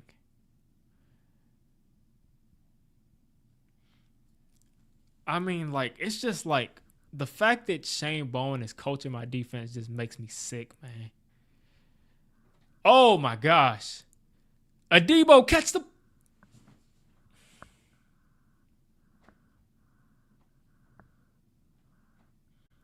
Paulson Adebo catching everything. All types of interceptions, pass breakups, everything for the Saints. And he can't catch any interceptions. 2 dropped interceptions already this year in the first 3 weeks. Thibodeau destroying dudes coming off the edge, almost got to Mahomes. And Adebo, that would have been a tough pick, but man, it's just like every time I watch this team, I'm just thinking about all the missed opportunities. I'm just thinking about us not having a kicker. I'm thinking about the ball getting batted on 3rd down from rest, on 4th down from rest. Wide open guy, and he drops the ball. Ball's behind him. And now there's a flag. Now it's time to bail him out. Now it's time to bail him out. The call came in from upstairs. Of course, it's Andrew Phillips. Dude's going to make a bunch of highlight tackles, and then he's going to give up. He's going to get penalized, and he's going to give up. Like, the dude is, man.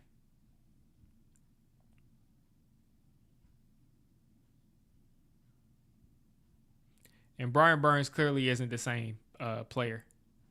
Luckily, he's out there. He's moving, but he's clearly not the same guy. Like, after he just tweaked his knee like that. There's Mahomes back there forever. Darius Alexander chasing him. Mahomes still. Oh, my gosh, Abdul. What are you doing? I am going to lose my mind.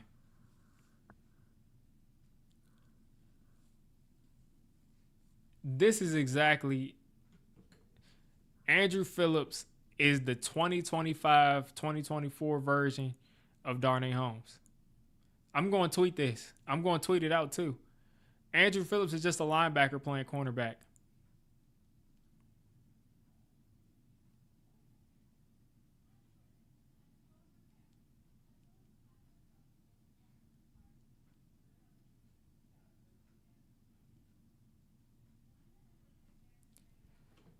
Like, y'all, all that time, Abdul Carter gets stiff armed, and you just let this dude take this deep shot, and you just, I mean, come on, man. This dude is trash. Now they're going to let them get in the end zone, and they'll probably get back in the end zone coming out of the half. 7 seconds left, no timeouts for KC. Mahomes running to the sideline, throws it away first time, 4 seconds left, and they'll probably kick a field goal here.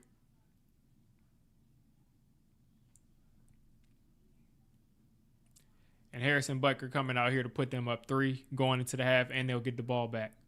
So, again, they have the opportunity to get the ball out of the half and go up 10 points. So, he already missed the 40-yarder. This one is like 20-something, 30, maybe 30 yards. They'll say it once it pops up.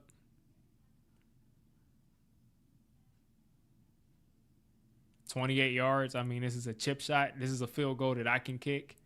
Maybe not over a line, but that's an easy shot right there."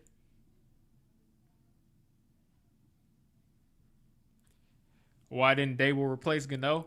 Well, Gano looked healthy. You saw him kicking a 50-plus yarder. The first dude looks pretty good. I mean, he just re-aggravated an old injury or got a new injury, but I mean, he had been money. I don't think he's missed a field goal this year. Like, Gano hasn't missed anything this year. So, I mean, I'm not mad Dable didn't replace him. He just, I don't know. It's just bad things happen to the Giants.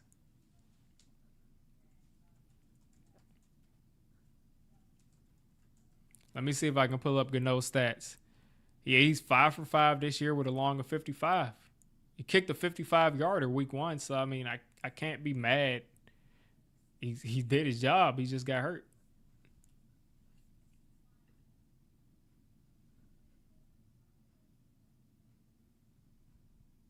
Fired the tackling coach. Man. And now my stream went out, but at least we're in the half. Got 31 folks in here. But, yeah, this is just a mess, man. Like, it's just always a bunch of shoulda, woulda, coulda with this team.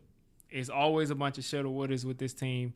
At the end of the day, the Giants at the very least, we got, 6 points on the board? The Giants at the very least should have 14 points on the board.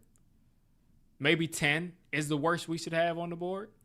Like, if we make the extra point, which, of course, if we have a kicker, that probably happens because the whole process isn't thrown off.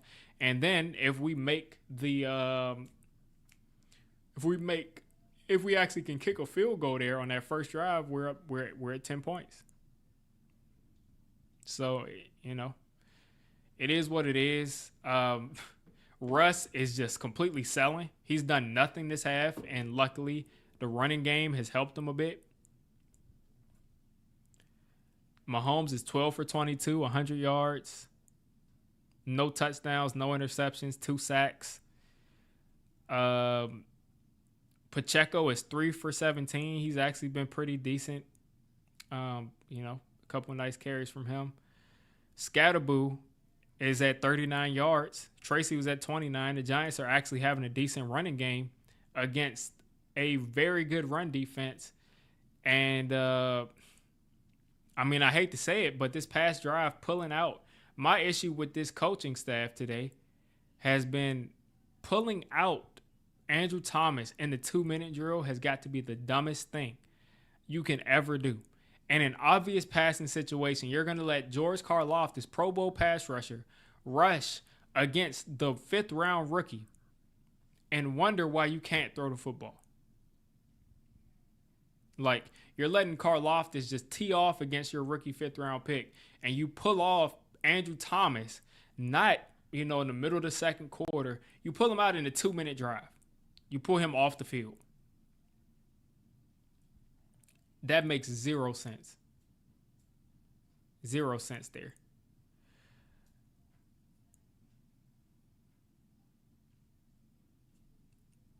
Like it just makes 0 sense, man. Like I understand you're saying you need to manage Andrew Thomas's reps and you're going to rotate him in and out. First off, just give him another week. Obviously, he's not ready. But if you want to do this halfway in, halfway out thing and manage his reps, maybe Andrew Thomas should be playing in the most crucial moments of the game, like the end of the first half, the end of the game. Are you going to take Andrew Thomas out in the fourth quarter in the last 2 minutes?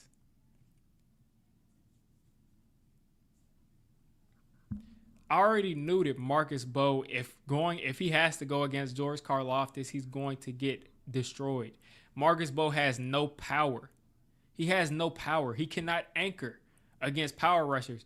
George Karlaftis is a power rusher. He's just going to drive Marcus Bowe back into the quarterback. And what did he do?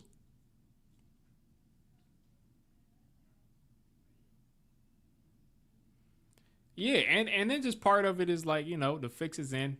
Chiefs aren't going 0-3. It's just not going to happen. It's just not going to happen. No matter what, one thing we know is the Chiefs aren't going to go 0-3.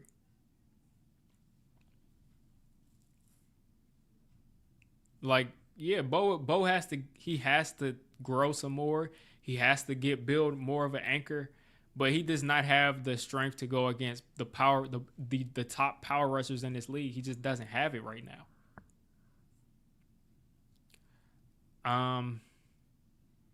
A picky PI call. I think that was pass interference from Drew Phillips, definitely. Has there been one shot that wasn't? We haven't worked the intermediate game at all. All we've done is dump offs, check downs, and just deep shots from Russ. So, this is shout out to Tom Grossi. Shout out to him, man. Shout out to Tom. Shout out to him. Go over there and sub. Go over there and sub up Tom Grossi. Appreciate that. Definitely appreciate that. And listen, man, Giants fans, we love the Packers. We love the Packers. We got Xavier McKinney over there, and y'all got Michael Parsons over there. And Giants fans, Michael Parsons is basically an honorary Giant. We were supposed to draft him. He went to the Cowboys. Giants fans never really hated Michael Parsons, and now he's off the Cowboys, so Giants fans can root for him. So appreciate the raid, man. Appreciate the raid. Yeah, we need to beat the Chiefs bad. We need it. Listen, the call came in, and they're saying the Chiefs can't go 0-3, so we got to compete against that. But appreciate the love. Appreciate y'all coming in here.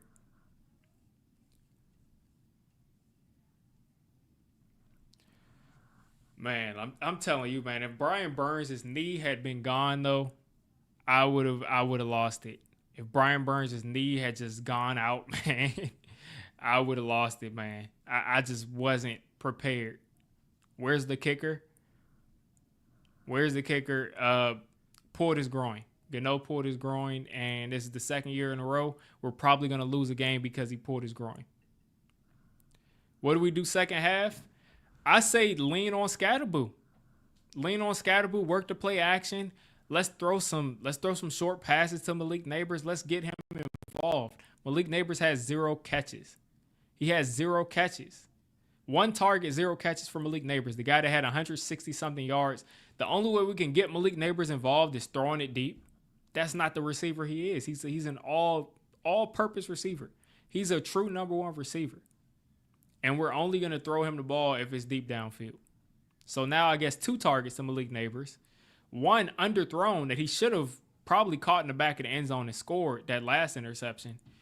It's just like, what are we doing? And the other target got swatted, it got tipped. So I mean, it's just a mess, man. We probably got to feed Scatterboo because Russ right here, if he's not taking the deep shot, he's not doing anything. If he's not taking the deep shot, he's not successful. It's just that simple. Can Abdul stop playing the quarterback? They said somebody said Abdul Carter is playing the quarterback like like he's defending a 3-point shot. Oh man, Abdul Carter constantly running at the quarterback like this, like he's closing out. Like, oh man, let's see. You say you've been clowning. I don't know if you were in the chat, but we were giving DJ some props earlier today. We were giving him some props. Yeah, like I said, I'm always happy to see DJ succeed, man. Like I never had anything personal against Daniel Jones. He just wasn't working out here, and he wasn't playing well here, and he needed a reset. He needed a better situation, and he got it. So I'm glad for the guy. The refs gave us every opportunity to score on that last drive. They did. They gave us like 25 yards, and Russ just said, "Oh no, like you're not getting it."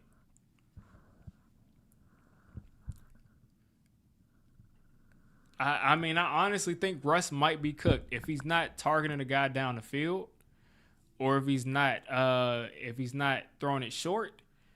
He's got to step it up right there in the intermediate section of the field, because I mean that's just not sustainable. We're not going to be able to hit the home run every drive. We're not going to be able to capitalize on the check down every drive. It's just not going to happen.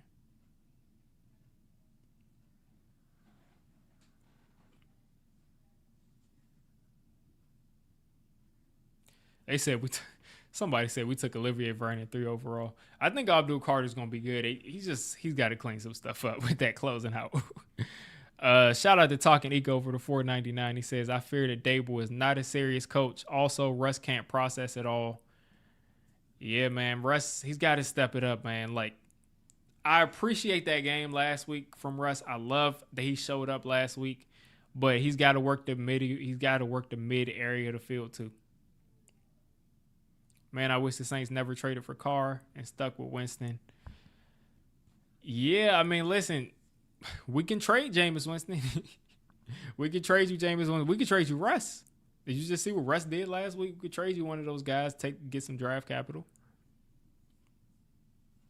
Yeah, Russ literally, like, legitimately, like, people last week or 2 weeks ago were saying, like, why didn't Russ throw that? He was wide open. I was like, he literally can't see that. He can't see.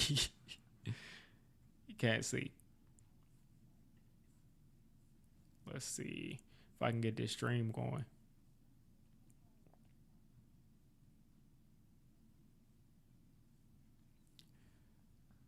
But yeah, I mean, Russ, if somebody gives up a third for Russ, I'd be excited. I don't think people would give, judging on the contract that Russell Wilson signed with the Giants of 1 year, like what, $9 million, a contract that wasn't that expensive at all. That shows what the league thinks of Russell Wilson right now, and that shows that they're not going to give up a third-round pick. If he followed up this past game against the Cowboys with another like 300-yard, 3-touchdown game, then okay, people say, okay, Russ is back. Russ is back. And if he actually worked the intermediate area of the field, worked his way down the field a couple of times, then they're going to be saying Russ is back, and they might give up that third. But if we trade him now, we'll probably get a 5th-round pick at best and probably a late-round pick swap. Probably something like that. Maybe a 4th-rounder. And here's this stream I'm listening to. The audio's gone out again. I think I just got to accept that the audio's going to be bad. Because every time I refresh it, they kick me out of the stream. So I'll probably go ahead and mute this. Looks like they're coming out of the half, though. But, man, if Russ can work the intermediate area of the field, that'd be great. That would be great. Yeah, the Bengals with Winston will be exciting. That will be exciting, man. And that's the thing is, like, people keep saying go to Dart, and I understand the excitement. I'm excited for Dart. But I think before you go to Dart, if it's a performance thing, I would think you would go to Winston before that. But Dart, of course, is your backup, and Winston is inactive. So the only way he can play is if both of those guys get hurt. Because I think they have a rule where you can have an emergency quarterback that's inactive. And if both the guys get hurt, then that quarterback can come in. So if Russ goes out of the game, if he gets benched, then that's for Jackson Dart. Dart will be coming in. Because unless it's because of injury, you can't activate Winston in this game. He would have to be active before the game. But if both guys are unable to play because of injury, then Winston can play. Yeah, Winston's going to throw something to our guys. He's going to throw something to their guys. I remember this coach was playing against Jay Cutler. He said it should be a fun game. He'll throw a lot to his guys. He'll throw something to our guys. It'll be pretty fun. All right, here we go. Giants kicking it off. Jamie Gillen putting it inside the 5. Decent kickoff right there. Giants got to come up and make this tackle. He's spinning off here. He'll start to 26.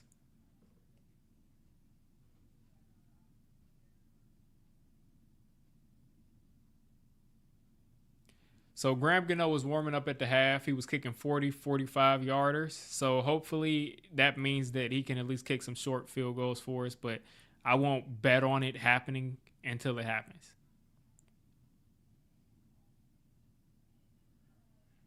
All right, 1st and 10 here.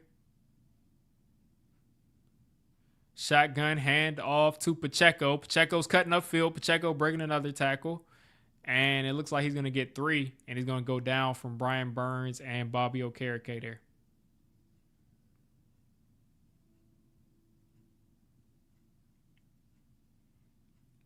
Brian Burns out there dancing. And oh, man. Too much talent on this field, man. There's too much talent on this field for us to be playing like this. There's just too much out there. 2nd and 7. Mahomes forever on this sprint out to throw the ball. Drew Phillips giving up another 1st down. I'm telling you, man, like these rookies this past year they're getting a lot of credit for not showing much. I am a Drew Phillips fan from what I saw last year. This year, he's starting to kind of get exposed a bit, but I was concerned from what I saw in a lot of coverage snaps from him. I just was. And he is getting exploited this year. Tyler Nubin, I've never liked what I saw in coverage, but, we can talk about this later. Here we go. Chiefs with a man in motion. Hand off to Pacheco. Pacheco's got so much room, and he's getting 8 yards. The Chiefs are running the ball at will. Both teams have not been able to run the ball at all this year, and both teams are having some success. And if Pacheco was more explosive, a lot of these runs would be not 8, 9-yarders. They'd be 15, 25, 30-yard runs. And here's Abdul Carter missing the tackle at linebacker. It is what it is. Got to make that tackle. 2nd and 2 coming up. Probably going to be another run since they're realizing they're establishing the line of scrimmage. Abdul Carter, again, meets him in the backfield. Nice play coming from that middle linebacker spot.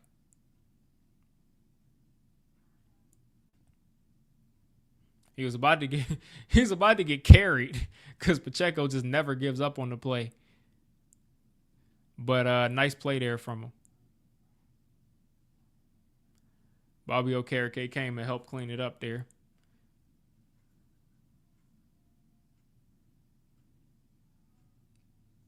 Yeah, I forget his tackle rate, but I think I do remember that being something that came up.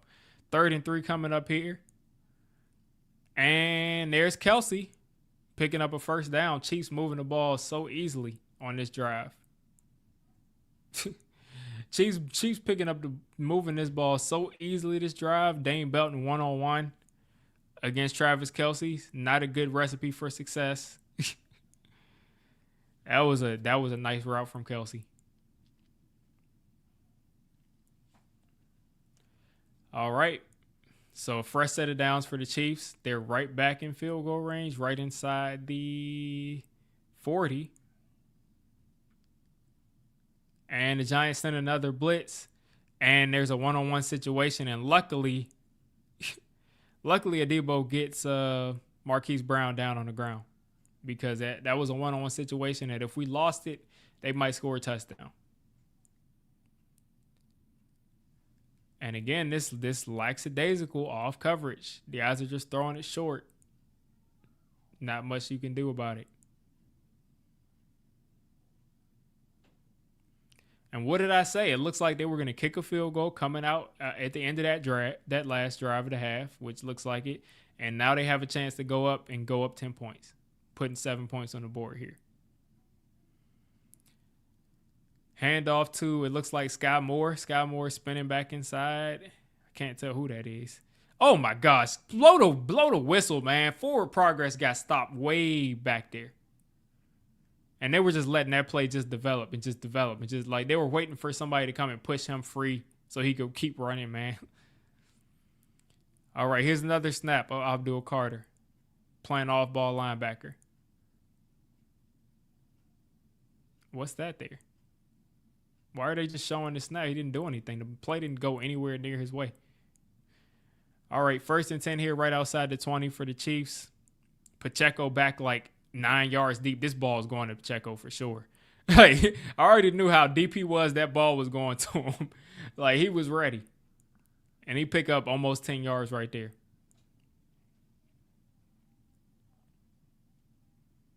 This is the best drive so far from the Chiefs by far. They've done everything they wanted to and more. Like, anytime you see a running back lined up that far back, it's like, you know what time it is. Like, you know what time it is, man. Timon Fox and DJ Davidson on that side, by the way. What a combination. What a combination. That's what I want to see out there.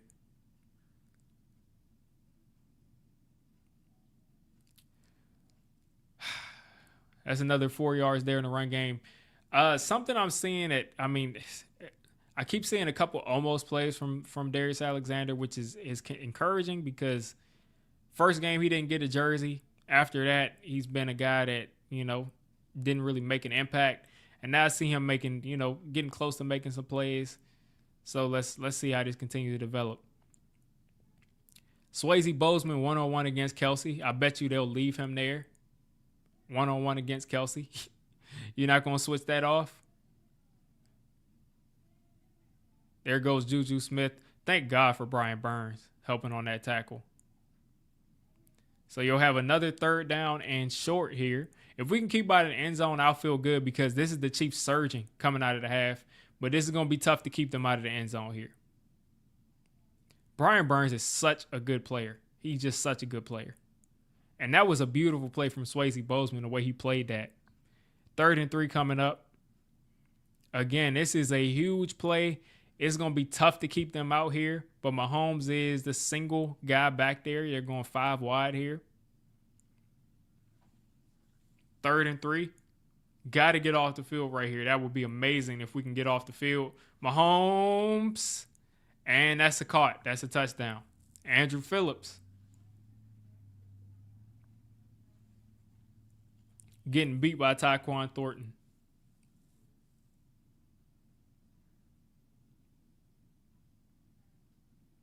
Andrew Phillips, man. Andrew Phillips, ladies and gentlemen. Let's see. Man coverage gets smoked. Smoked off the press.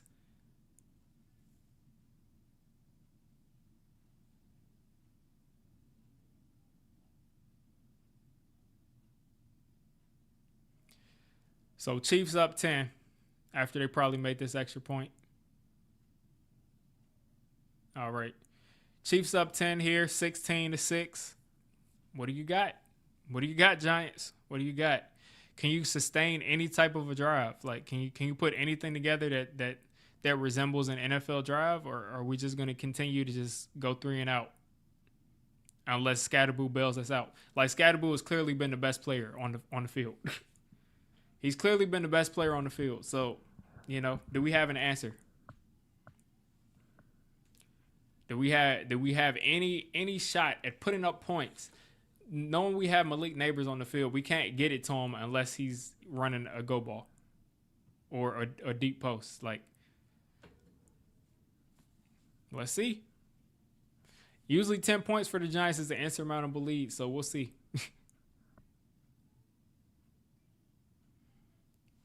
And this showing you how bad the Giants offense is because, the Chiefs offense is, and like, look how hard it is for them to put up 16 points on this defense. Like, no, the problem is we should have had a chance. Like, I knew we weren't going to win just because, like, the Giants find ways to lose. But the way that both teams are playing, the Giants don't look outclassed at all. Like, They don't look outclassed at all, and that's the biggest issue. Is that this is a game that we are not outclassed. We're pretty much winning. We were in the first half defensively on the line of scrimmage, and offensively on the line of scrimmage running the football. You said Jameis? Was Jameis inactive today? Let's see.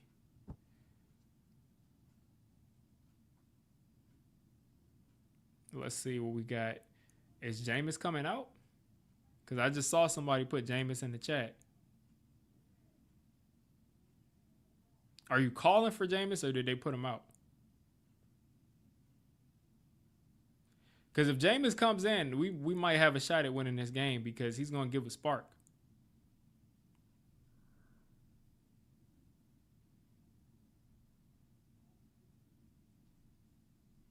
Okay, yeah, they're calling for Jameis. Okay. Because I was like, I'm pretty sure I thought he was the emergency quarterback. But, you know. That would be exciting if he came in because we would have a shot at that point. Let's see, man. Like I said, Russ gave us a lot of good plays last week. He just got to attack. If you can attack the short area of the field, this becomes a lot easier. Man, look what they've done to the kickoff we all know and love. Look what they've done to it, man. All right, kicking it short there. There's Singletary again across the 30. We've had decent field position all day. All day. Cam Scatterboo is carrying this team. Literally the only reason we've had any type of forward momentum is because of this run game. Because of Scatterboo, Tracy, and Andrew Thomas. Scatterboo has more rushing yards than Russ has passing yards. Or the same amount. 7 for 39. And Russ is 7 for 39.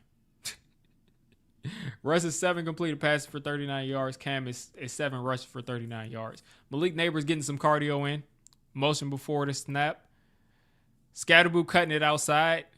Scatterboo realizing this isn't college. And he's going to lose a half a yard. Yeah, Scat, you're not getting this edge against these dudes like that. You need to be going north-south. And yeah, it looks like Andrew Thomas is done for today. Looks like Andrew Thomas is just done.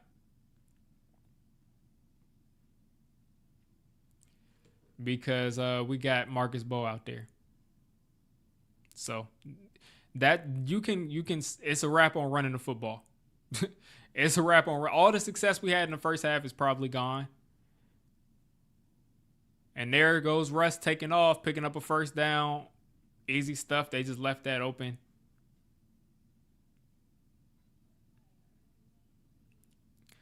Yeah, Andrew Thomas either had a setback or, who knows?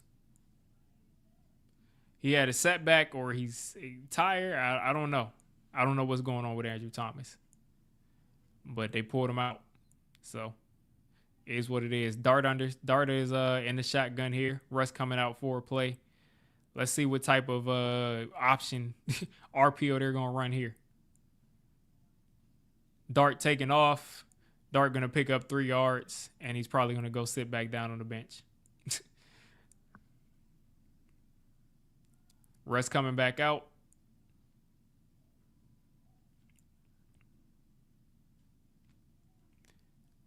Man, this staff, man, just makes me sick. You're using Jackson Dart as if he's Lamar Jackson or Jalen Milroe or somebody that's just this dynamic runner, man. Like I don't know why we're putting in these packages, just wasting plays. Malik in the slot here. Let's see if we can finally get him the ball. 2nd and 7. Russ is pump faking. He's going to get sacked. And guess who? Marcus Bowe gives up a sack. Marcus Bowe.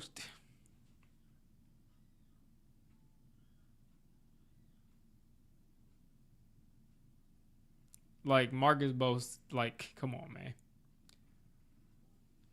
What do we expect? And there's John Runyon, actually. Marcus Bowe's guy came right after Runyon's guy. But Chris Jones singled up on John Runyon. When should that happen? When should that ever happen? 3rd and 12 here for the Giants, and they will probably be punting soon if Russ doesn't throw a pick. He's stepping up. He's running.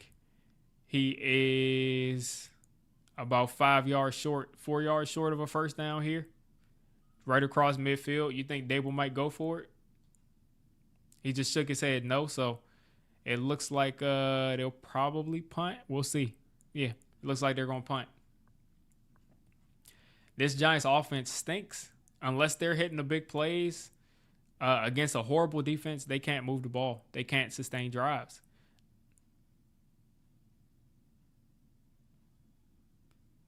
And listen, man, I'm not going to make any comments about why I think they can't sustain. It is what it is. And now we almost got that punt blocked.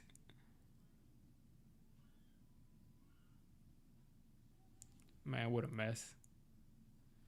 Like every primetime game, you just always just think, just like, why am I watching this?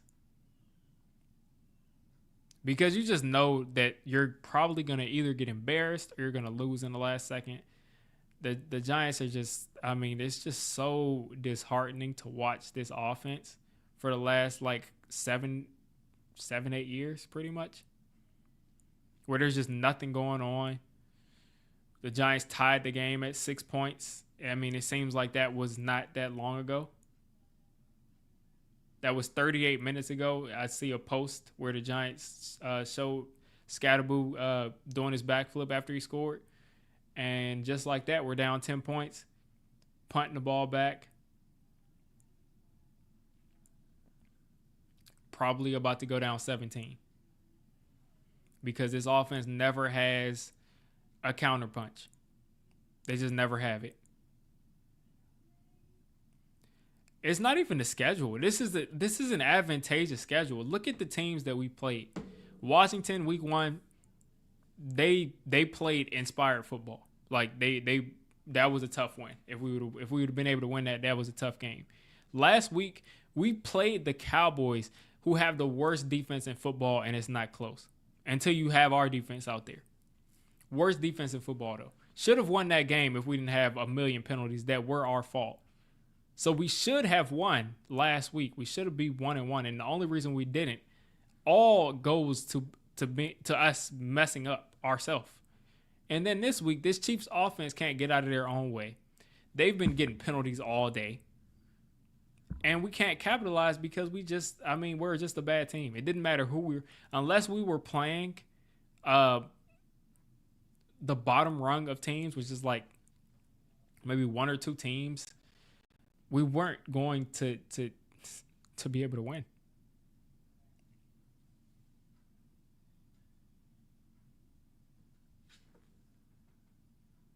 Yeah, bad teams are always going to find a way to lose. And, like, when you're this inept offensively where you can't put – because, like, last week we had a bunch of points. We had a ton of points. But I still have not seen this team put together a full drive where they pass the ball, the short area, the intermediate area, the deep area of the field, ran the ball. They have not been able to sustain drives. They haven't. Here we go, Patrick Mahomes coming out. Again, this is going to ice the game if they get any points here. Starting off inside their own 20. Let's see if the defense can get a punt.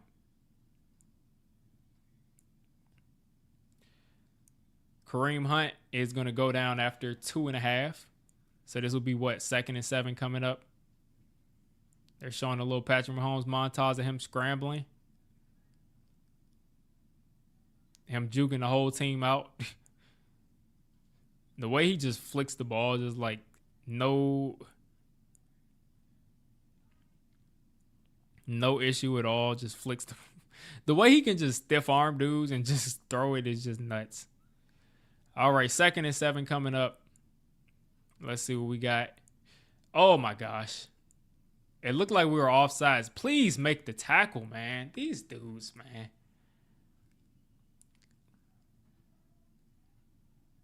Like, when are we going to tackle?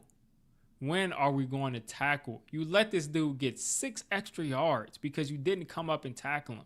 Why? Where's the aggressiveness of this defense? When Adebo saw him catch that ball, this dude was just standing there like, is he going to go left? Is he going to go right? What should he do? What should I do? Chiefs are 5 for 9 on third down. Easy money so far today.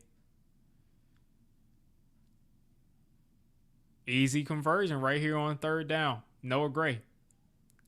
I think that's his name. Somebody Gray. But easy conversion right there for the Chiefs. And they're going to just dink and dunk us down the field because this defense, look how far they're playing off on third and short. With no deep threat to save their life. Look how far off they're playing. There's no way that the best of corners in football can play this far off on third and short and get any good results. There's no way. There's just no way that's even possible. There we go. Kareem Hunt getting slammed down by Abdul Carter after he gets 3.5, 4 yards. But again, like there's no way that you're going to have good results on 3rd and 3 if you play 10 yards off. Every single time they're going to run to the sticks is either they're going to go outside, inside, or they're going to just sit at the sticks. Every time. And you're going to allow it. There is no deep threat. There's no deep threat on the team. Yet we're playing 10, 15 yards off of receivers. Another handoff here, Kareem Hunt. Luckily, Bobby Okereke gets him down before he can pick up a first down. And they gave him a BS spot. That was clearly 2 yards short, and they just gave him those extra yards that he just... Okay. Anyway, the Chiefs are probably going to get in the end zone this drive, and if they do, people got stuff to do, man. I might get out of here early if they get to a certain point where the lead is just like insurmountable. If they get a touchdown here and we go into the fourth quarter and don't score, it's just like, what are we doing? And Mahomes misses a wide open dude for a touchdown. Wide open for a touchdown, Mahomes missed him. 4th and 1 for the Chiefs. They're going to easily pick this up.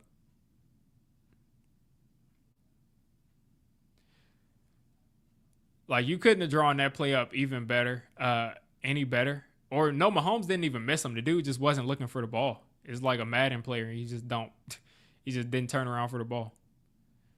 4th and 1. Let's see. And it looks like somebody took a timeout. My stream lagged, so the Giants took a timeout.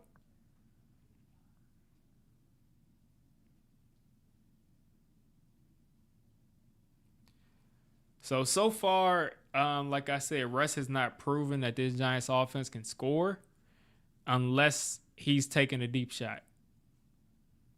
Unless we're playing a historically bad defense, they can't score.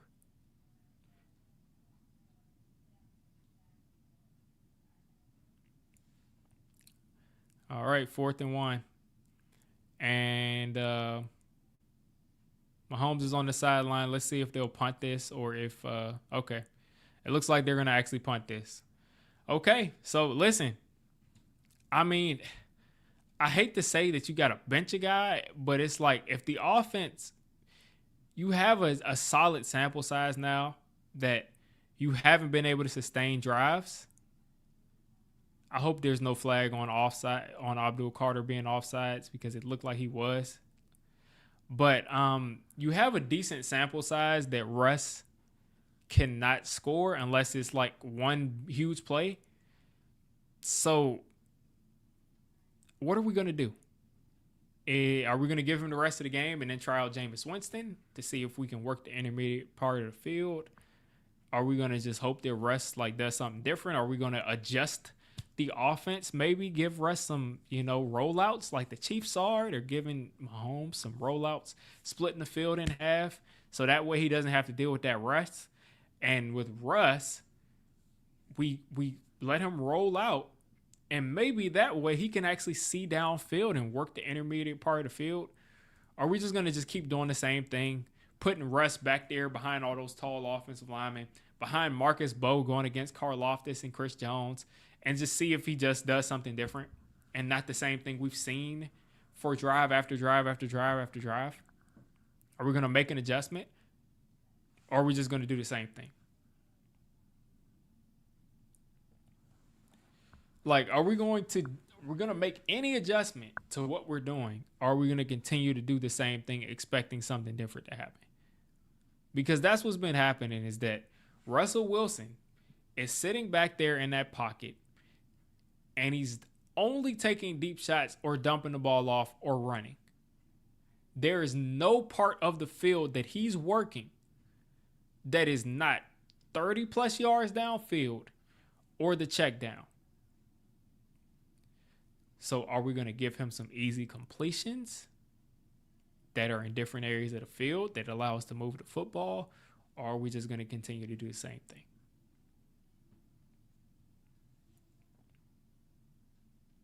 Yeah, Jameis is inactive. So the only way he can play is if both of those guys get hurt. Yeah, I mean, we're only giving Neighbors deep passes because they're bracketing him. It's like, can we drop something creative? Maybe we drop a creative play and get Malik Neighbors open. Maybe we throw him a screen. Maybe we do something creative instead of just running just the same couple stick routes and the same couple of routes and then just saying, like, he's bracketed, so we can't throw him the ball. Here's a Pro Bowl receiver. We can't throw him the ball because he's bracketed. It's like, get the dude the ball. Like the Eagles with A.J. Brown. It took them 3 weeks to get him the ball. Jalen Hurts gives A.J. Brown the ball today. All of a sudden, he goes for 3 touchdowns and 260s. Like, you get the number one receiver to football. Malik Neighbors has 0 points right now. 0 catches. Another check down from Russ to a wide open Cam Scatterbull who runs over a guy that backs out of dealing with him. Again, Cam Scatterbull has been the entire offense today. He's been the entire offense. I mean, nothing else has happened besides dumping it off to Cam Scatterbull or handing it off to him. And again, like, he pretty much got ran over. He just kind of backed out of it. Here we go. Now we're going to throw a short pass, a screen to Theo. At least we tried something different. Theo pushing the pile. This is why Theo Johnson is on the team. This is why I want Theo Johnson playing. We're finally utilizing the 6'7", 260-pound beast that we have at tight end.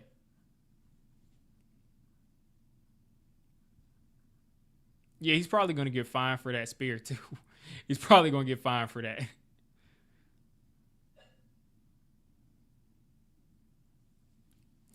So that's going to be the end of the third quarter. What is it? We still 16-6, so 10-point game. You know, if we were an actual NFL offense that proved that we could move the ball on a regular basis, then, you know, this would not be a crazy lead. But the past couple of years, a 10-point lead is pretty much, you know, that's game. That's game. But yeah, today Scatterbull has 39 yards rushing, 40 yards receiving, rushing touchdown. I mean, Russell Wilson, man, I don't know what he's doing out here, but this is through the 2 games that he has not played against a horrible defense where guys are just running open behind the defense constantly. He has been very uninspiring, like extremely uninspiring. So I'm looking at Cam Scatterbull here on my fantasy team. He's got 17 points. Solid game because he was projected to have like 9. Russell Wilson has 3 fantasy points today. Oh man, it's just like what do you like? If this guy cannot operate the offense, then you have to try something else, or else you just don't care about your job.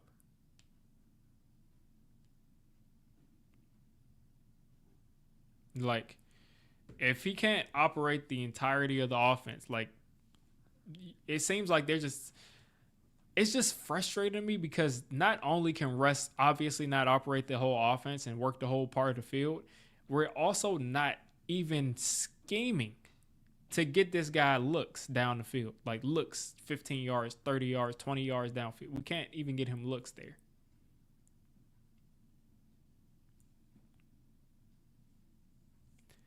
Like constantly, Russ was on the move in Seattle, constantly moving the pocket.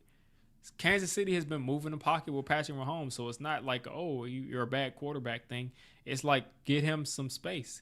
Kyler Murray, they move the pocket constantly. If you can't see over the line, move the pocket. That way guys can start to see what's going on. I don't know. Maybe I'm just talking about something that just makes too much sense.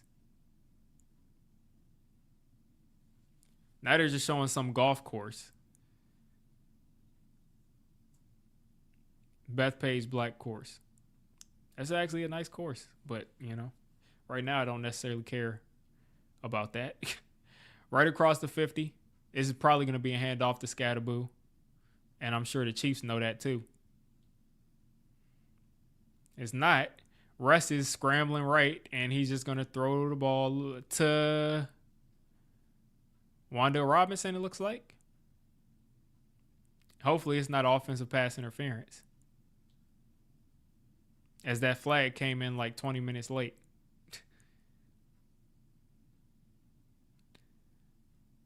Oh my gosh, they're gonna say he. Oh my gosh. Okay, so Wan'Dale, that's gonna be illegal touching. That's gonna be illegal touching because Wan'Dale was definitely out of bounds. Let's see what the ref says. Yeah, illegal touching. Yeah, Wan'Dale was definitely out of bounds. It is what it is. That was a nice catch, though. He's just, his feet were just a smidge out of bounds. Good refereeing from actually, watching his feet like a hawk, but he would have had to reestablish his feet in bounds before he touched it, and he just didn't.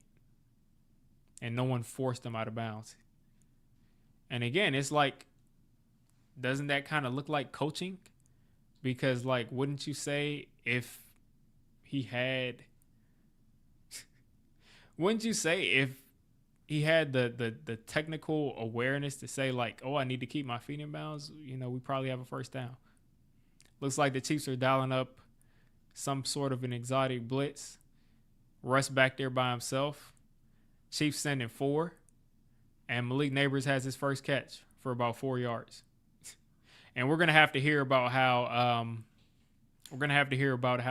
what's his name, McDuffie, shut down Malik Neighbors when they bracketed him the whole game. They bracketed him the whole game, and on top of that, there's no shot that we have at getting this dude the ball at any place but the short area or 50 yards downfield. There's no in between. 3rd and 6 here, right across the 50 at the 45. Russ has got time. He's taking a deep shot. And it's a one-on-one opportunity, and Malik Neighbors almost catches it off of a tip. And listen, when you keep targeting guys downfield, now you got 2 guys hurt. Malik Neighbors hurt. The chief safety hurt. And Malik Neighbors being hurt hurts us a lot more. And now he's holding the right shoulder. I mean, it is... Man, who knows what Russ is thinking?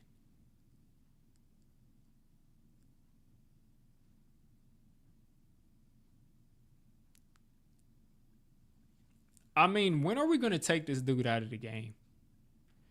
When are we going to take, when do we say, okay, he's clearly not able to operate the offense? He's clearly not able to, clearly can't run the offense.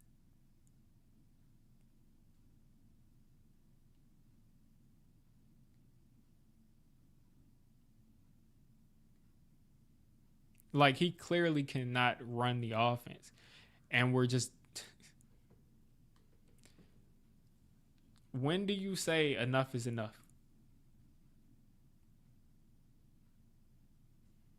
Because he just got your number 1 receiver hurt. Because...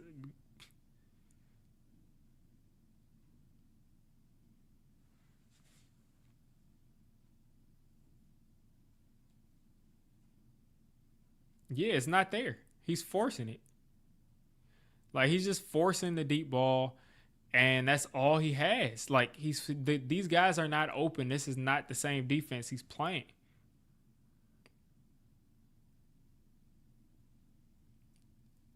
Exactly. Like it makes no sense. It makes no sense at all. Like it makes literally no sense.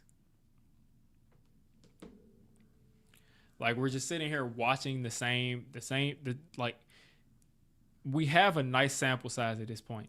When has Russ worked the middle area of the field? When has he worked 10 yards, 15 yards, 13, 16 yards downfield? When? When has he been able to do that? Through 3 games. Now that the Chiefs are sitting back in this shell, he can't do anything. Like, now that they're sitting back in the shell, he can't do anything. And now you got your number 1 receiver hurt. 1 catch for 4 yards today.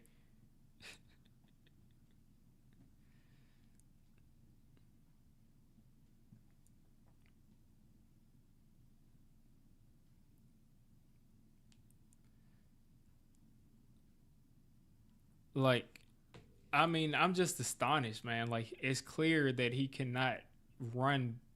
He's not capable of doing what he needs to do. And now this team is putting out Darius Slayton, Wan'Dale Robinson, and Bo Collins. Those are your top 3 receivers, folks.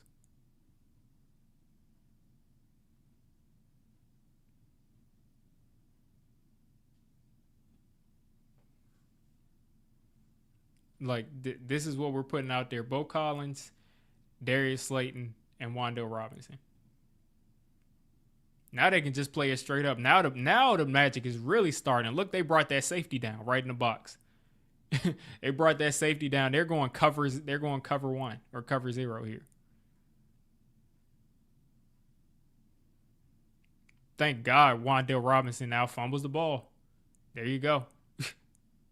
Whatever. Wan'Dale made a great catch, and then he got up and fumbled the ball.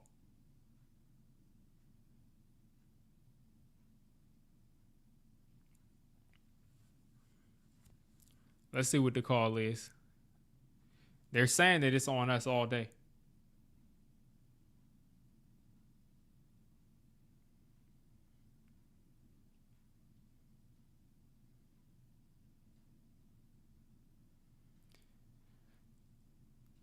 Well, luckily they called pass interference on us, or else Wan'Dale just literally fumbled the ball.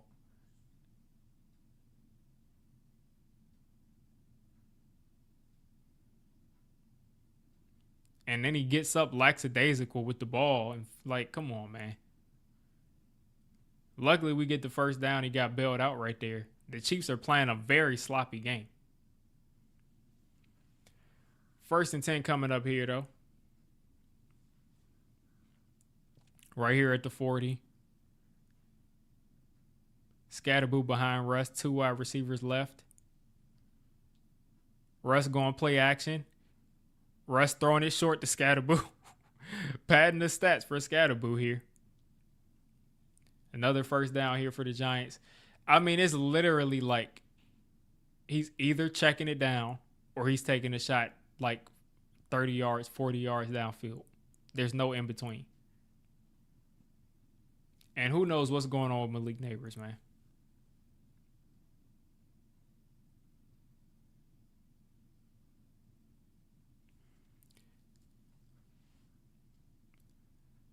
All right, here we go.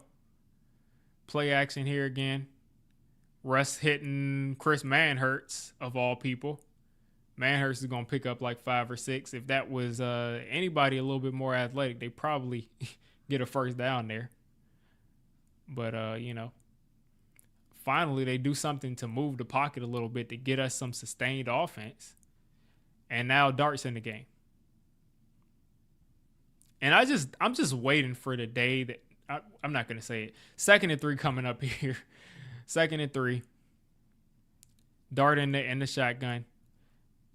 Theo Johnson to his right. Scatterboo to the left. Scatterboo with a nice patient run. Landing right outside the 10. Again, they're just putting in Dart to hand the ball off. Russell Wilson still on the sideline now, though.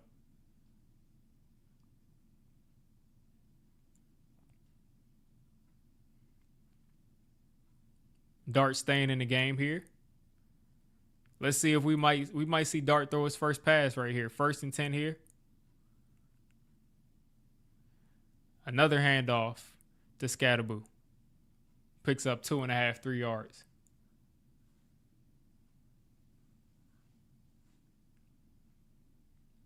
Got this Chiefs player Cook going in, and now Russ comes back in the game, and I just feel bad again. I was starting to feel a little bit excited because I'm like, okay, you got Dart in the game. Maybe we might score in the red zone here, but they're not gonna let Dart throw a pass. They're only handing it off, and Malik Neighbors is back in the game, and they probably won't. All right, let's see. Let's see what they got here. 2nd and 7. That was Darius Slayton. Caught it for about 4 yards there, and this will be 3rd and 3. I mean, this team just frustrates me so much because I just know they're not going to convert here on 3rd down. They're not going to convert on 4th down. Or maybe I'm just in a bad mood, man. Maybe they will. Maybe they'll prove me wrong. But it's just like having Malik Neighbors on the field and not being able to use him is a crime.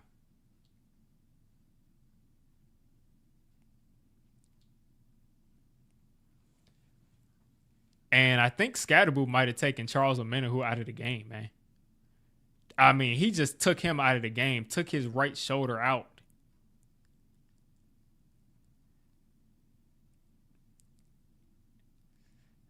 I mean, I would not want to be chipped by this dude, Scatterboo, who just took him out of the game.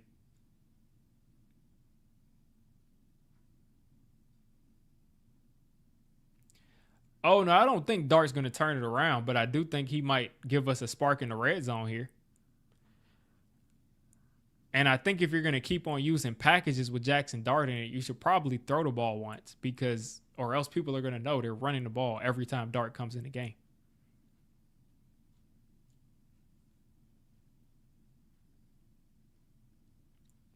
Third and 4. Let's see. Are they going to prove me wrong? Are they actually going to score a touchdown? Slayton is 1-on-1, but he's on McDuffie, so I'm not going to, get too excited here. Russ on the read option is going to go down. Like, what a joke, man. This is what you had? And you see what I'm saying when I say, like, you might as well have kept Dart in? Because these kind of things, you would get more respect by keeping Dart in. And now Graham Gano's coming out. Now Gano's coming out. Now Gano is here.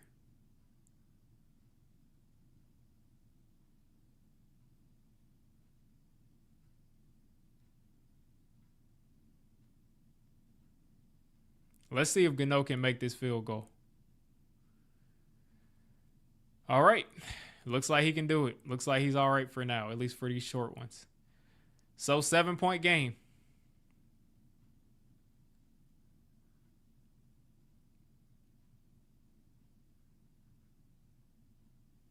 Like, you just ran a read option with Russ.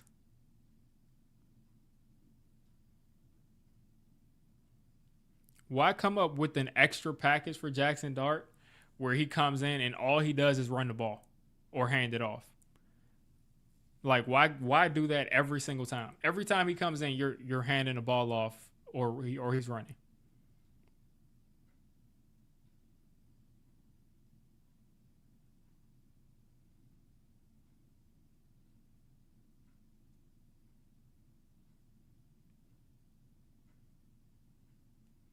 Like, this is just such a joke, man.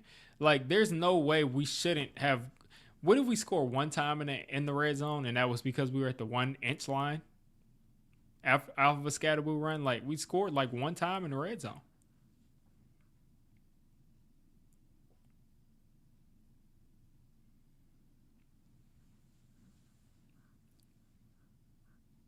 Like,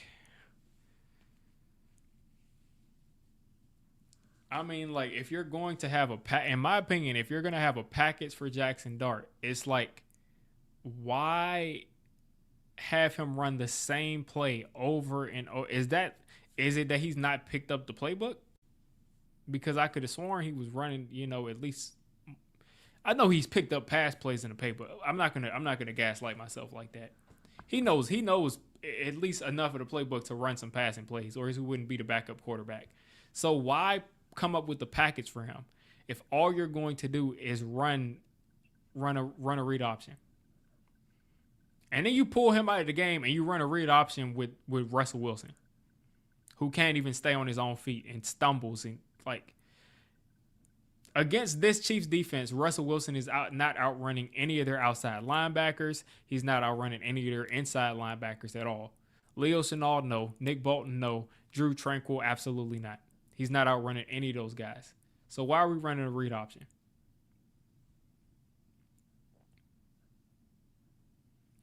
Like we're treating Jackson Dart like he's Taysom Hill. And even Taysom Hill got to run the ball. Even running backs, when they run the Wildcat, get to throw the ball.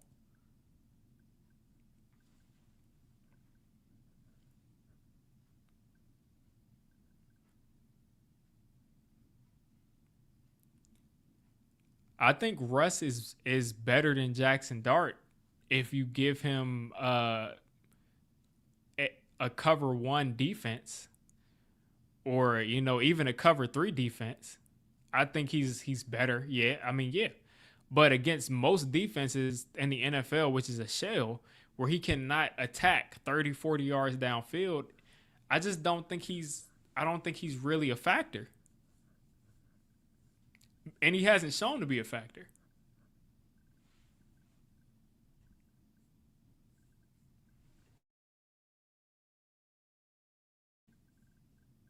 And yeah, there's no excuse for why Bobby Okereke didn't fall on that ball or pick it up and return it for a touchdown. But you decided to pick it up and get it swatted out of your hands. And it looks like Pacheco just ran for like 4.5 yards. Dex has one pressure today. That's just unacceptable. Like, how long is it going to take Dex? A season? Is it going to take him 9 games? Is it like, I was expecting by this game he will be hitting his stride. And I know he's going against Creed Humphrey, but still.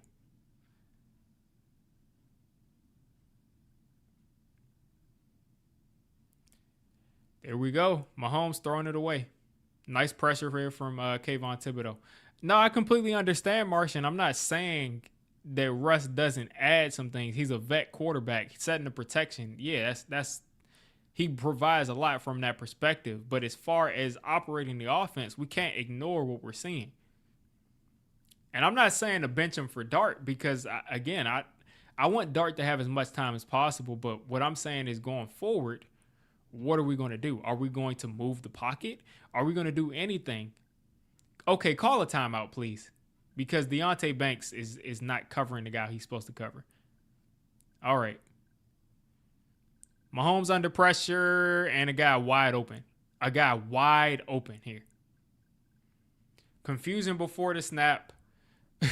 Mahomes under pressure and just throws it to a wide open guy. And like nobody's around him. Nobody's around him there. All these guys here on the left side of the field. And you just got a guy running wide open. I don't know how Mahomes saw that to throw that with anticipation because like there was a lot of traffic right there. And at least Dex got some pressure right there. Just inside the 50 here. Short pass to Sky Moore, it looks like. Not Sky Moore. What's the guy's name? I don't know this dude's name. Number 24, Smith. Maybe Sky Moore is injured or something. But I know Sky Moore has some weird number that's in the 20s or something.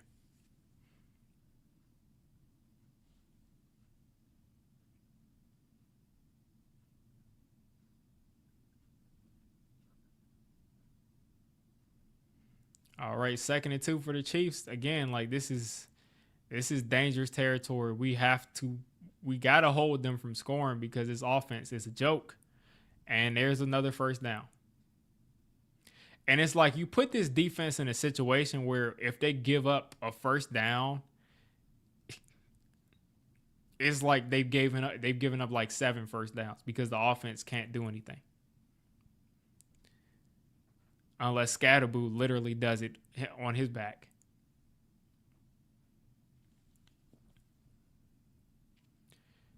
All right. I mean, listen, I need this D-line. I need somebody to make a play. Pacheco, there you go. That's Bobby Okereke making a play in the backfield. I mean, listen, man, finally, because this dude has plays like that, and then he just has plays where he just looks completely lost. Look at Okereke right there. Solid, decisive. Tackles Pacheco for like a half-yard loss, maybe a no gain. 2nd and 10 coming up. If we can get a sack here, man, like that's too much time. Oh my gosh. That's game. That's a touchdown too, man. That's game.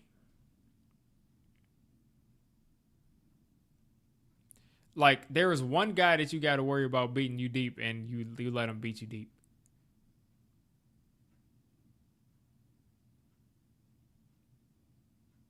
Oh, he dropped the ball. There we go. We needed that. We needed that break right there. He dropped the football. That's a drop. Clear as day, a drop.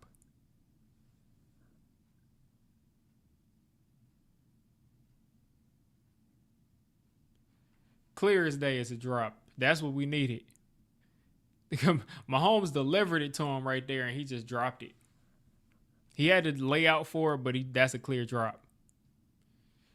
Giants sent the blitz single high, and he went and trusted his guy, and he should have had a touchdown, but that's a drop. 3rd and 10 right here. Can this Giants pass rush that everybody talked about all offseason, can they do something? Can they do anything? Because usually what happens for the Giants is they go right back to the guy that dropped the ball and he scores a touchdown or picks up a clutch first down right here. They're clearly back in man. It looks like they're single high.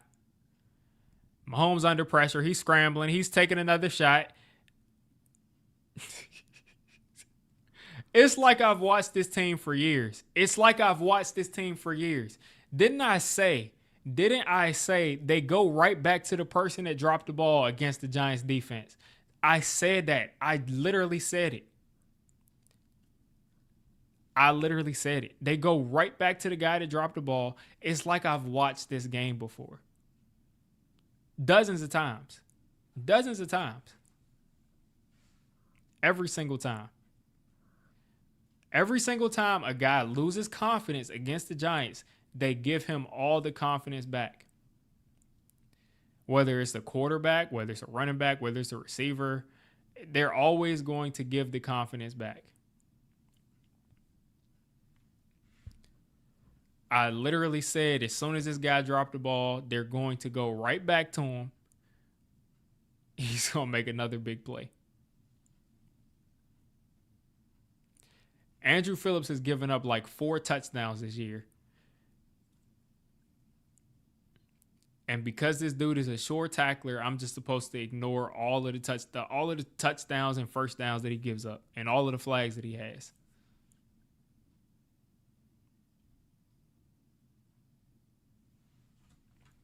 Like I legit said, they're going to go right back to him.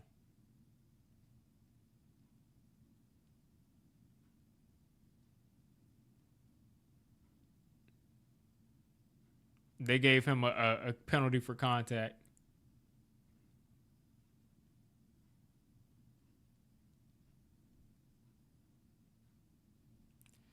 Like, I mean, it's like I've watched this team before. It's like I know exactly what's going to happen. I mean, just like I said about Darnay Holmes, he should play special teams. Just play special teams. If you're a good tackler, play special teams. Like, I don't need you covering anybody if you can't cover. Who cares if you can make tackles and you make highlight tackles if you're not a linebacker.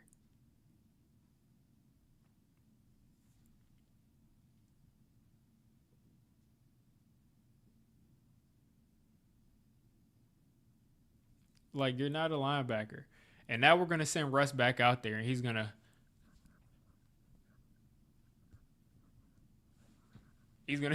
like, the dude is gonna stand back there for 3 seconds, and then he's gonna try to take a deep shot, and maybe we'll get it, maybe we won't. But if we don't get it, we will be punting, or it'll be an interception.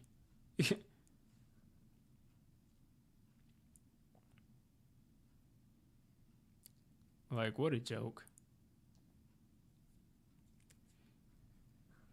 I cannot wait until we have like an actual team. Is that gonna be like before 2036, 2037? Maybe we'll have like a respectable team, not even a playoff team, but a respectable team. Are we going to get that like within the next 10 years?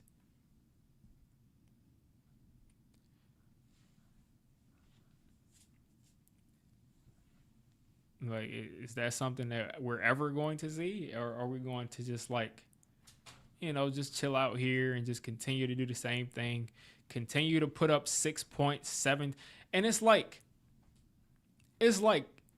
people get so mad in these streams, and people get so mad at like other fans, and they say, you're so mad at the quarterback, you're so mad at this, you're so mad at that, and it's the offensive line, it's the coaches, it's like, I just feel like it's sort of common sense to say, like, if your offense in 2025 is struggling to score 10 points, they can't, like, if they score 10 points, you're like feeling pretty good about yourself. If they're struggling to do that on a consistent basis, if they're struggling to go to if they're struggling to put up 17 to 20 points, and if they put up 20 points, you feel like your offense is on fire for years, wouldn't you say like maybe there should be some sort of change made? So when people call for the quarterback, or when people call for the coach, or when people call for whoever, it's like, can you blame them? Why wouldn't you try to change whatever you can to see if that changes something? Because what's the alternative?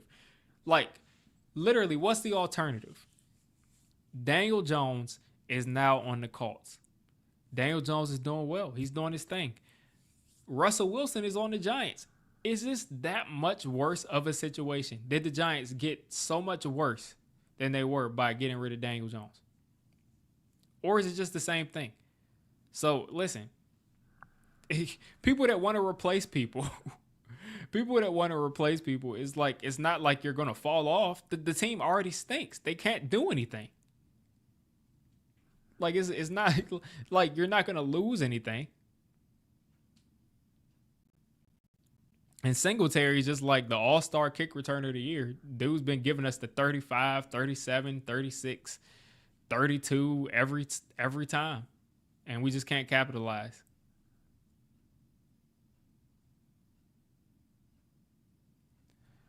Yeah, but like I said, it's like, I mean, who cares? If you switch out Russell Wilson for Tommy DeVito, I mean, what happens? They put up, 3 points instead of 9 points? They probably put up 9 because most of it has been running the ball. If you switch out Dart for Russell Wilson, maybe they have 16 points because Dart is running the ball and picks up some first downs like that. You never know. Maybe the dude extends the play and throw it. I mean, you just never know. So, I mean, when people say they want to replace somebody, it is what it is. Scatterboo picked up about 6 yards after contact there. 2nd and 1 coming up for the Giants. Russ is going to throw it back to Scatterboo. There's going to be nobody that can stop this dude from picking up the first down after that. Dude is going to be a fantasy darling. If Russ continues to start, I'm going to keep on putting Scatterboo on my fantasy lineup. I'm going to keep on putting Scatterboo out there. And Russ is just going to eat that sack right there. I mean, it's a clear difference in this offense just too once Andrew Thomas came out. And it's like, I mean, what did we expect with Andrew Thomas going out like that? 2nd and 14. Russ is trying to extend the play. Russ actually does something great. There we go. Russ scrambling around, hitting Slayton on the left sideline. 4:44 left. Down by, 13? I think down by 13, 4:38. Gotta hurry up. They're letting the Chiefs set up. It's like they were waiting for them to set up. Another short pass to Singletary and a flag. So probably a illegal formation or something like that, or offsides or something. Some type of procedural penalty right here on this pass play.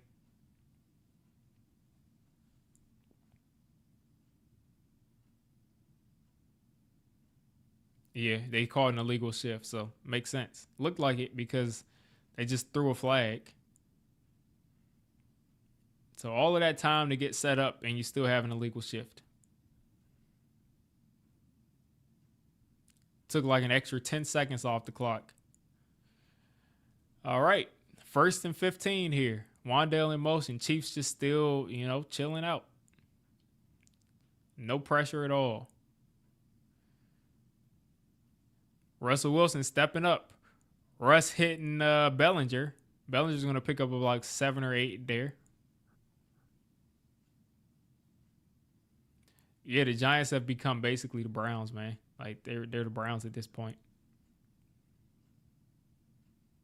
And I feel so bad for Kafka because I don't think he's as bad of a play caller as he looks on this Giants team. I just don't think he's as bad. I just don't think he is.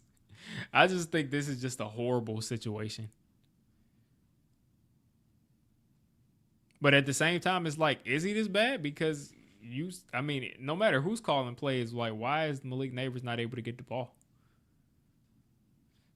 Meanwhile, Malik Neighbors is wide open. And Russ just misses him. Wasn't wide open, but had a shot. And Russ just didn't give him a good shot. 4th and 5 coming up.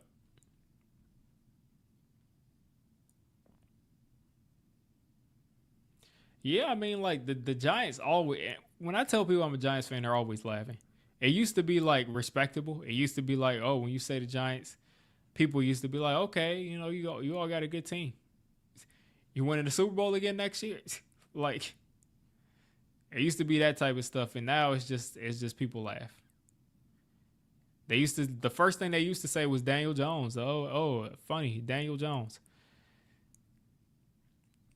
And there goes Wan'Dale Robinson down to the 2-yard line.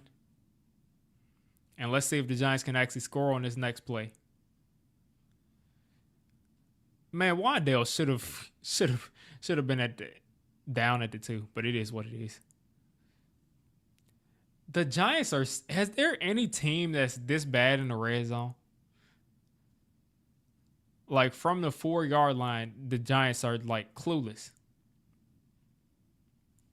They're just completely clueless here from the 4-yard line.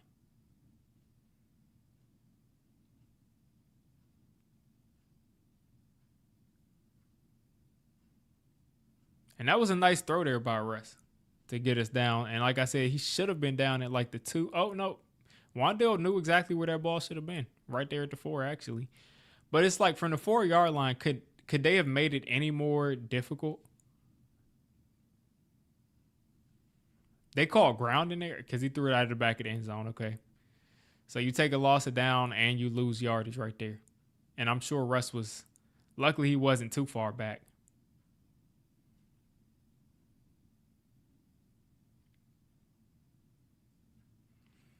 Oh, well, there you go. We go back outside of the 10-yard line, actually, so didn't really help much. 2nd and goal coming up.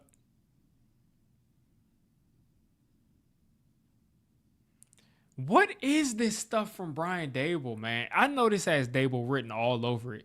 This quarterback keeper stuff where he just takes a direct snap and just, like, what are we doing with Russell Wilson? Like, that's never been effective.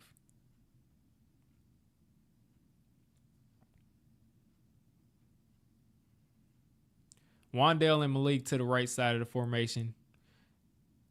Theo, Scatterboo, Slayton to the left side. Russ is throwing the ball away again on 3rd and goal.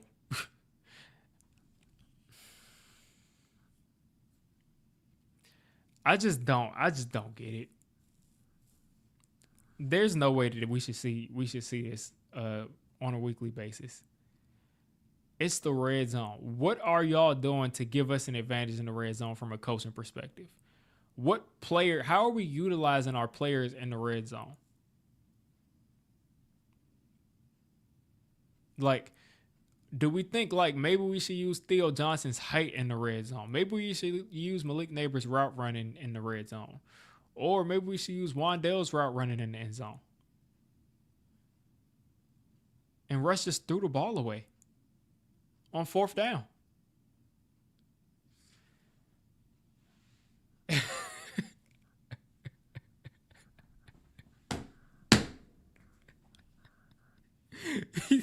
I just got to highlight this because this is exactly what he just did.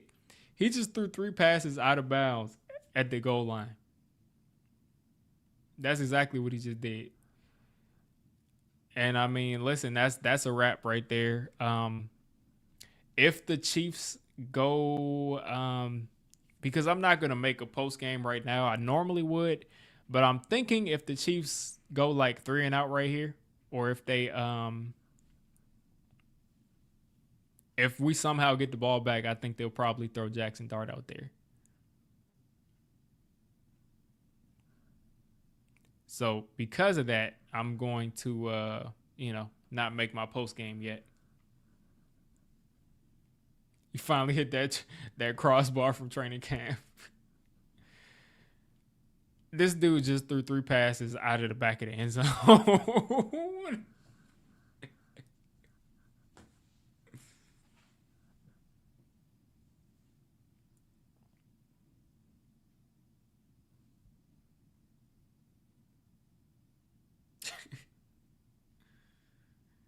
Oh my gosh.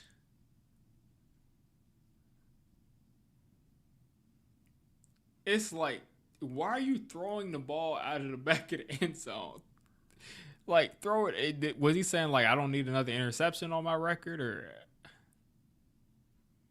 Dart should be starting next week, or Jameis should be starting next week because we have to do better than this.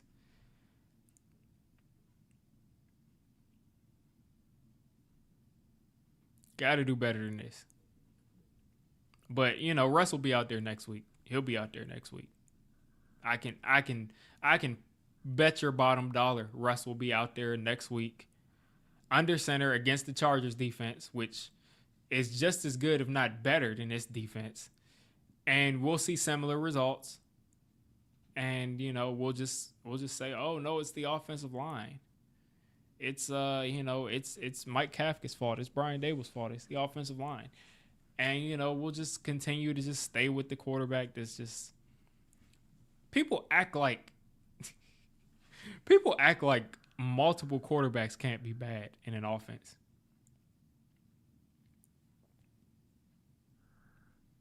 Like, people act like multiple quarterbacks can't be bad in an offense. Daniel Jones was bad here in this offense, in this situation. So was Drew Lock. So was Tyrod Taylor. So was Tommy DeVito. And people say, oh, that's because the offensive line and this and that was always bad. Well, Drew Lock is not a good player. Tommy DeVito is a backup at best. Could things have been done better by the coaching and the offensive line, as you see, and weapons and everything under the sun? Could better things have been done, like you see for the Daniel Jones situation in Indianapolis? Absolutely. But also, I mean, what advantage are we getting right now with Russell Wilson? What advantage are we getting with Russell Wilson besides the deep ball? If the deep ball is schemed for and accounted for, what can Russell Wilson do for our football team?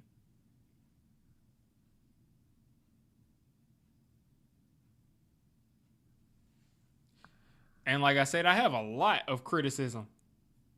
See you at the draft. I got a lot of criticism for this coaching staff. But I think 2 things can be true. 2 things can definitely be true. Chiefs needed this win. The NFL needed this win for the Chiefs. 2nd and 4 coming up. They're going to run this football.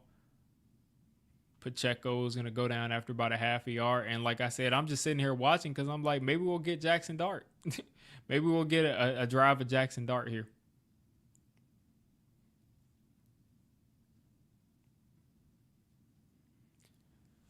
But how long am I going to sit here and watch this offense struggle to put up 12 points, 14 points, 50? Like, how many times? How many times? How many times? Before, like, we say, like, something, like, has to change. Like, something huge has to change.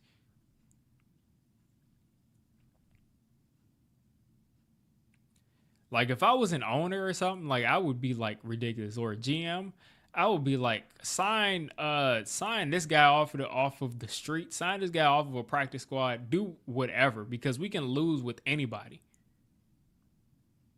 We can lose with anybody. Exactly. Chris Mara is there. McDonald's there. Another guy that's related to the Maras by marriage. He's there. It's just like something has to change. 3rd and 4 here. Chiefs are probably going to throw this here. Mahomes is going to definitely take this deep shot here, padding the stats, and Adebo just drops the interception. It's right in his hands. So with 2 minutes left here, 22 seconds, they're probably going to put out Russ, and yeah, he's coming out. So I basically could have already made my post game because they're going to put out Russ because they think, let's go down and try to put up some points. They won't. Or maybe he'll just chuck it up and get some stats. He'll just chuck it up, and Malik Neighbors will save the day. Save the day for Russ and make it look like he actually had a decent game.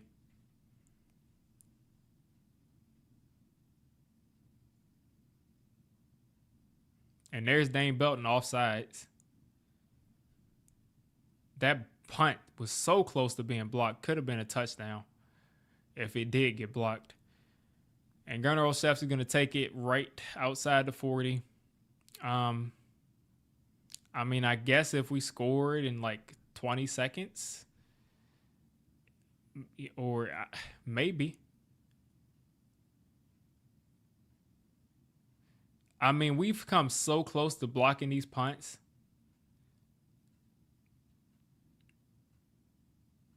If was a fifth, we'd all be drunk. If. All right. Russell Wilson, Cam Scatterboo in the backfield. Short guys in the backfield. That looked like a false start. The Chiefs guy jumped first, but he didn't jump across the line, and he got Greg Van Roten, it looked like, the jump. Or maybe the center. Oh, that was Runyon. Okay. Anyway,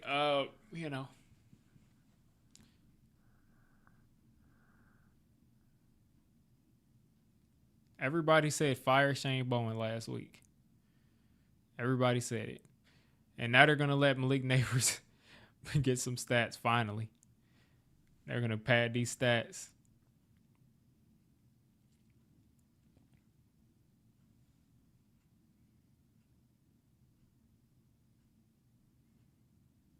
And this just isn't a game that you can really blame on the offensive line. It shows that there is either a lack of talent at receiver, which I don't think there is. There's a lack of talent at quarterback. Or there is a serious issue with the way they're designing these plays and what they're calling as far as the pass game goes. Because how does Malik Neighbors, the guy that had 160 plus yards and 2 touchdowns last week, how does he just can't get him involved in the game plan? You just can't get the guy involved in the game plan.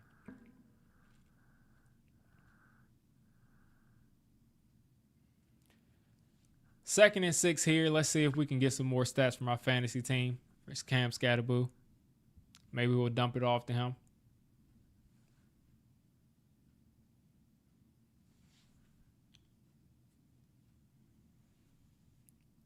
Dump it off to Scat. Give me some fantasy. Oh, my gosh. What are you doing? You're trying to get a guy hurt. Threw it behind Scatterboo. Basically almost.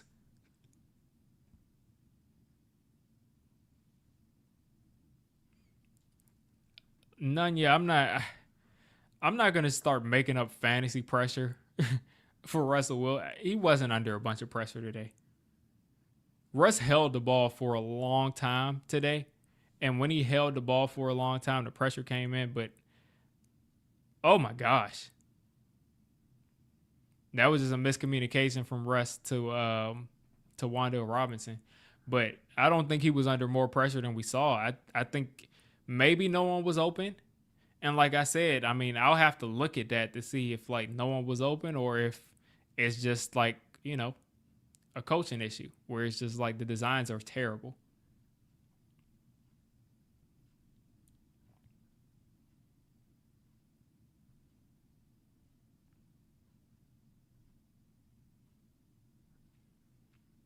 Fourth and 6. Oh man, the yawns are coming back.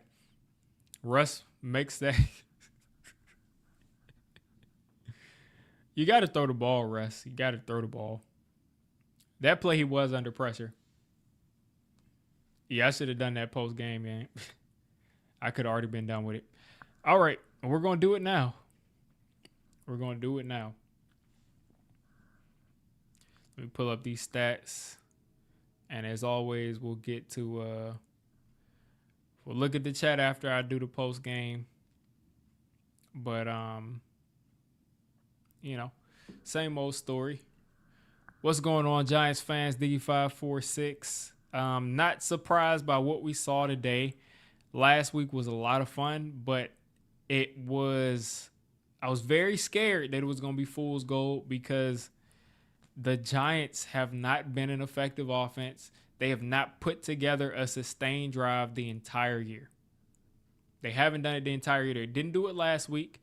They got a ton of field goals.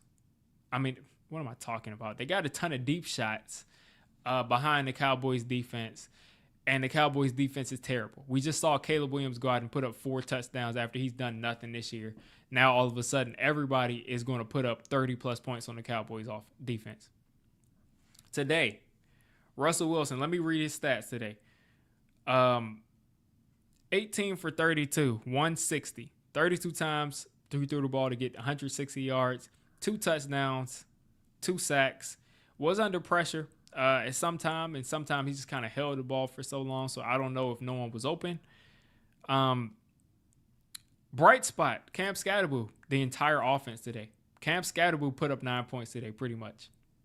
He pretty much put up 9 points today by himself. Malik Neighbors was a non-factor because they bracketed him, and we couldn't figure out a way to get him the ball.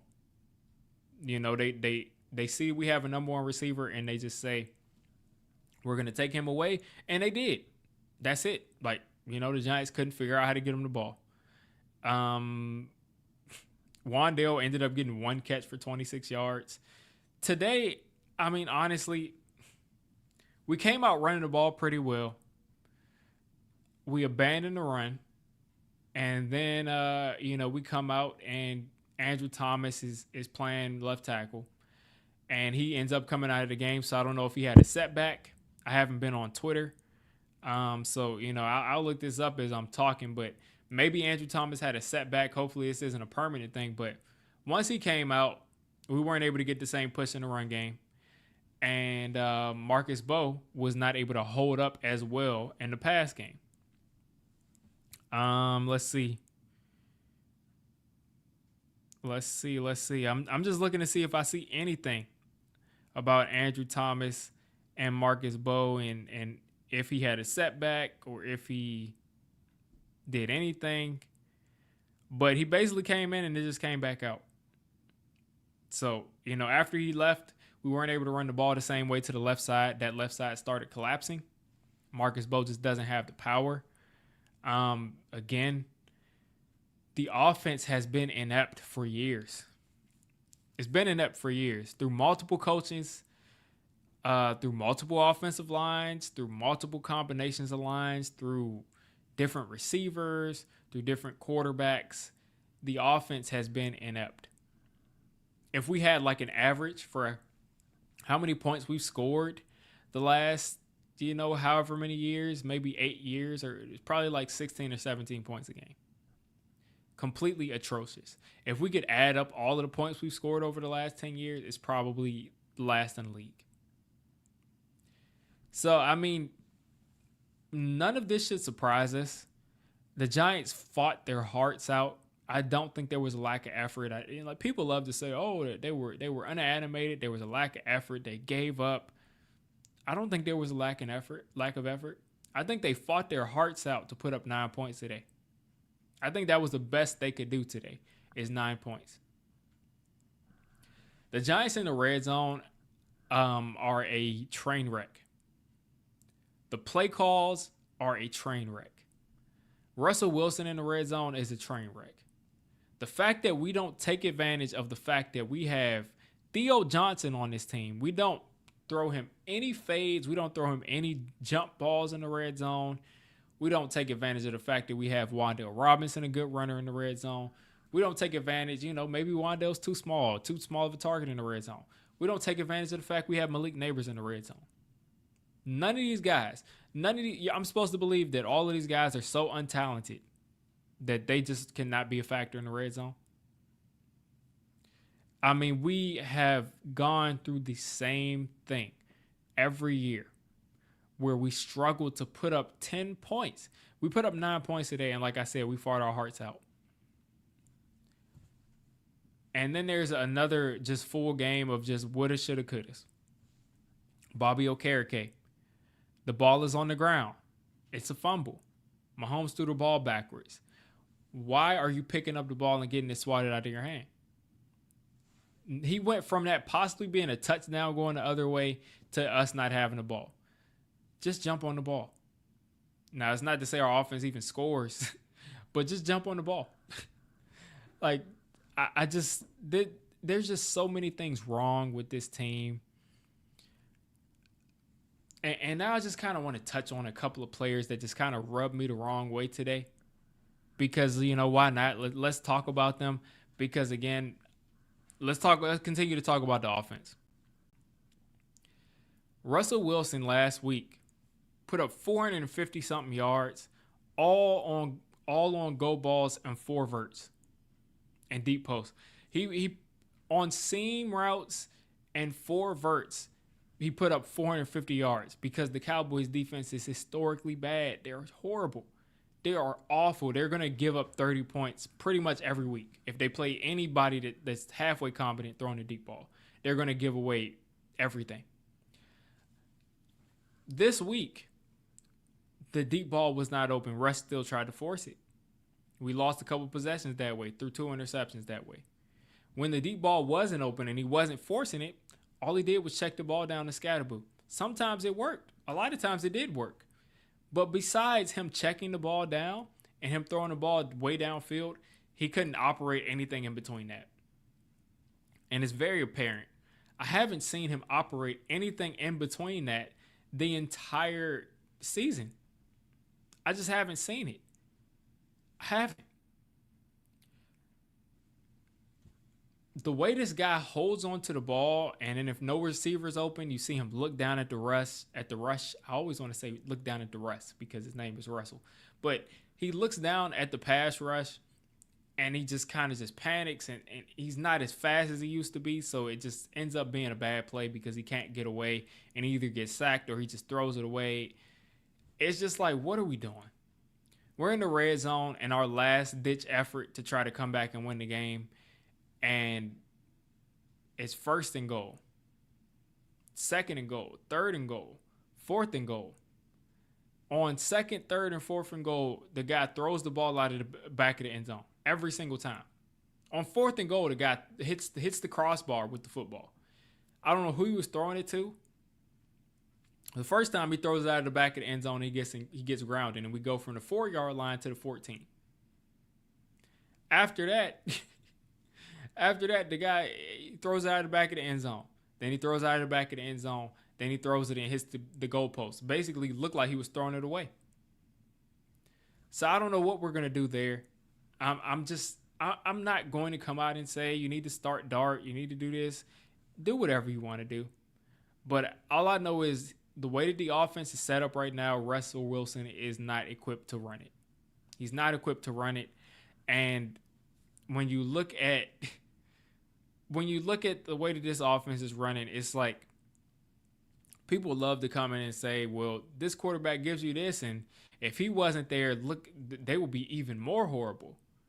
What's the difference between 9 points and 3 points? What's the difference between 9 points and 6 points?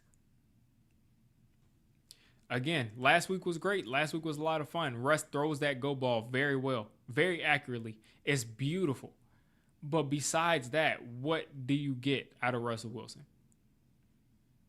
Because we have now 2 games where Russ couldn't throw a single touchdown, where we put up less than 10 points. And we have 1 game where they left everything open and Russ went completely bananas. Now, one of the games looks like a fluke because he only threw the ball deep. So, I mean, you all be the judge on that. On top of that, why is Mike Kafka not moving the pocket? Why is Brian Dable and Mike Kafka not moving the pocket to give Russ an opportunity to see the field? Why are they not doing things to make things easier for this guy? Like, what are we doing? Why are we just having him drop back and try to survey the field when we know he can't see the field? We threw a screen to Theo Johnson. It worked. Where were the screens earlier? I mean, there's just, what are we doing to give ourselves an advantage on offense? I just want to think about all that. The Dart stuff, why do we bring Jackson Dart in and we never have him throw the ball? He's not Taysom Hill. He's not Lamar Jackson. He's not Jalen Hurts in his rookie season. He's not Jalen Milroe. Why is he coming in like he's going to, take an option and run it to the house?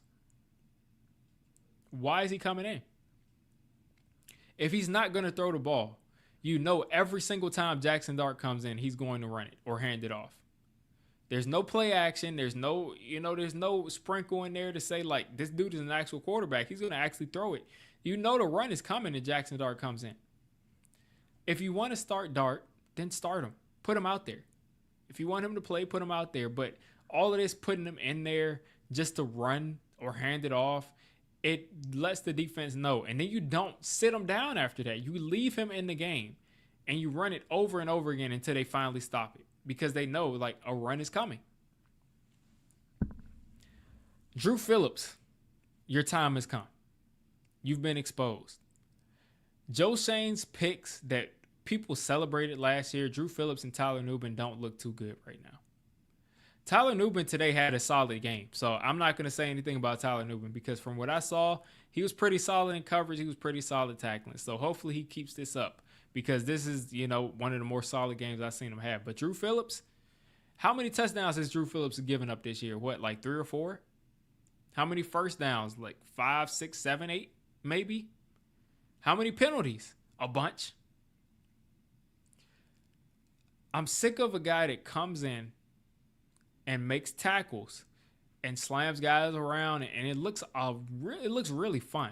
It looks really fun. It's exciting. It gets the team hyped that he's slamming guys on the ground the way he is, and the physicality he plays with is contagious.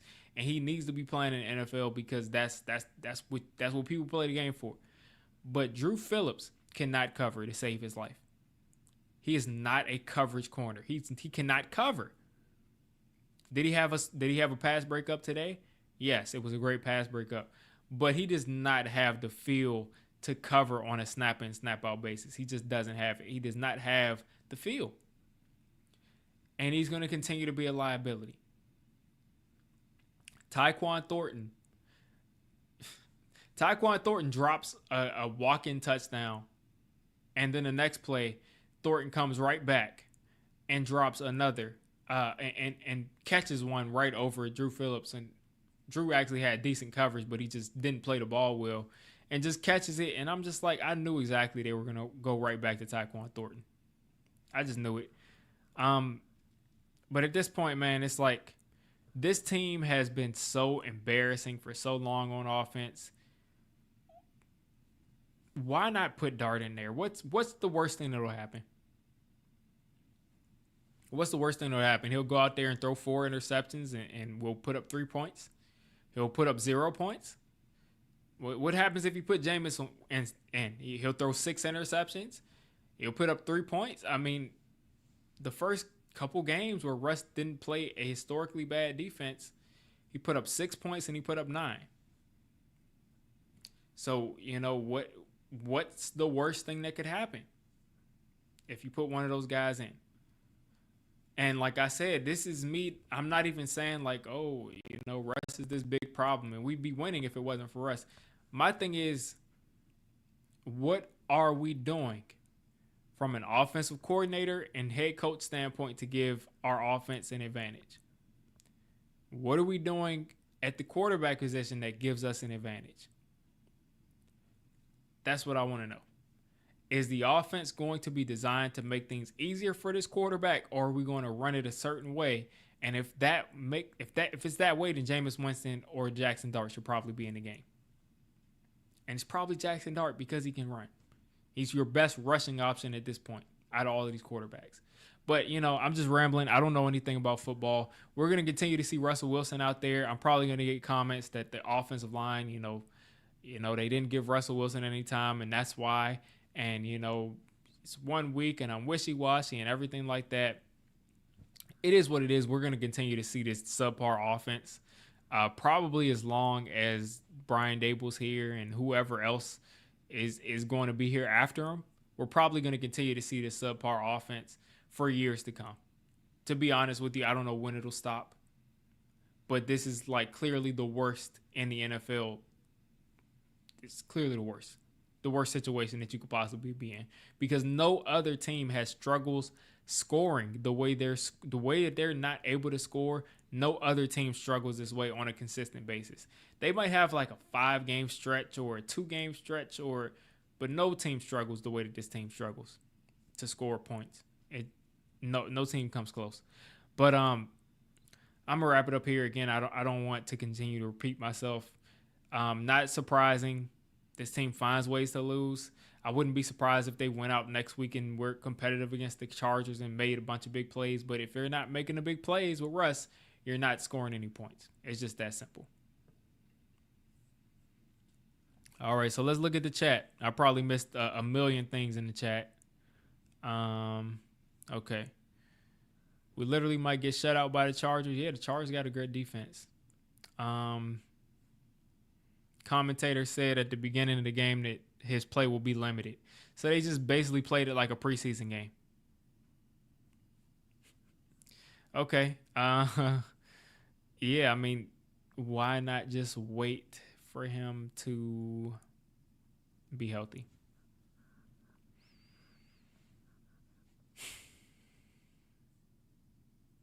There's nothing left to see with Russ. Dart is literally jumping on the sideline.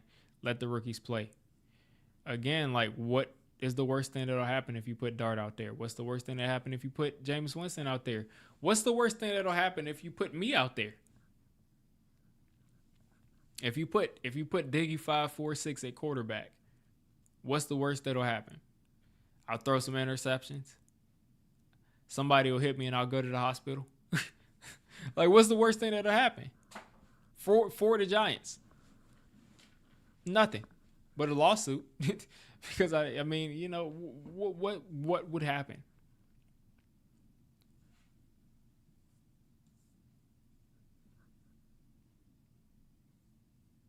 Like, Nanya, what is worse than this? 0 points?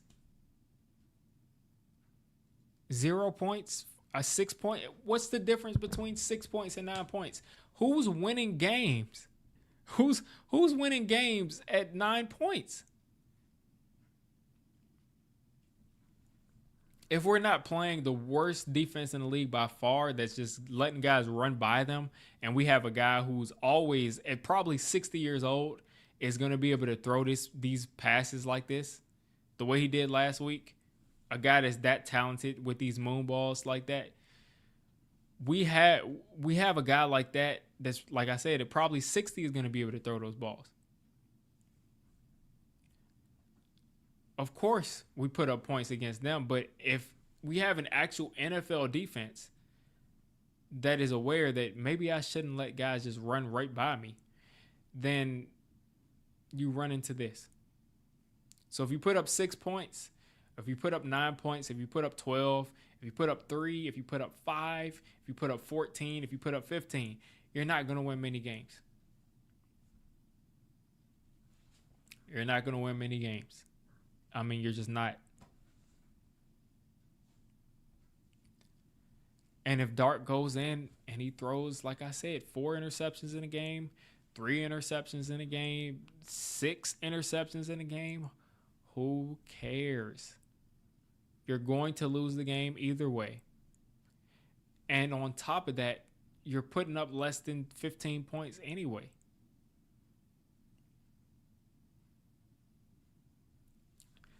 I think the cry from fans this week is going to be very loud, and I think Russ probably plays again next week. If he does this again next week, that's 3 out of 4 that he showed up and we couldn't do anything. Then, at that point, they might make a move. And like I said, the only reason that you don't play Jackson Dart is that you don't want him to get ruined as a quarterback. You don't want his confidence to get ruined. And that's fine. Like I said, I'm fine with playing Jameis. But, I mean, I'm just saying, like, what's the worst thing that'll happen if you put another quarterback in there? They look worse. I mean, Russ didn't look good at all today. Didn't look good at all on week 1. What's the worst thing that'll happen? You put up 6 points. I mean, like, it is what it is.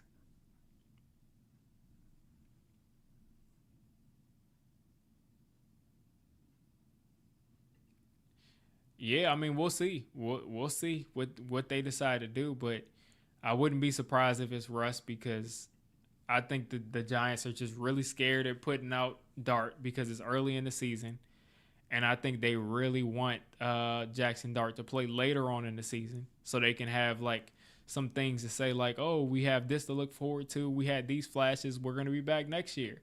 I think that's what they want. So I think they want to push that back as far as possible. I think they want Dart to look great when he comes in. So I think they want to give him a lot of time, but it's like after a while the fans kind of run the teams in the NFL. Hey, man, have a good one. Have a good one. I'm only going to be on here for so much longer, probably about 5 more minutes tops. But, yeah, have a nice night, man. Hate to see that y'all have to stay up again in this primetime slot. Have sleep, and see your team play like this. But, I mean, again, it's like,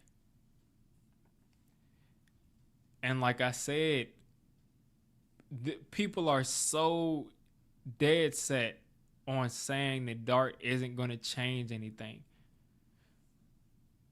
Who cares if he changes anything? If Dart isn't scoring any points, people are saying, like, oh, he's a rookie. If Jackson Dart goes out there and we score 9 points today, people say Jackson Dart went against the Chiefs defense. They were confusing. It was Spags. Of course, he's going to throw 2 interceptions and not put up points. Who cares what Jackson Dart does? Who cares? If Jackson Dart is the quarterback that's going to take the New York Giants to the Super Bowl under a new coach, under whoever, if he's that guy, really, then if he gets beat up his rookie season and plays horribly, he's still going to be that guy that wins the Super Bowl. Like, that's not going to ruin his whole career. Eli Manning played against the Vikings, the Ravens, and had like the worst. Let me pull up Eli Manning's stats for that Ravens game. See if I can pull up his game log for 2000 for his rookie season, 2004. Eli Manning against the Ravens was 4 for 18, 27 yards, 2 interceptions, 2 sacks, and a fumble loss. That was Eli Manning against the Ravens. When Eli Manning came in,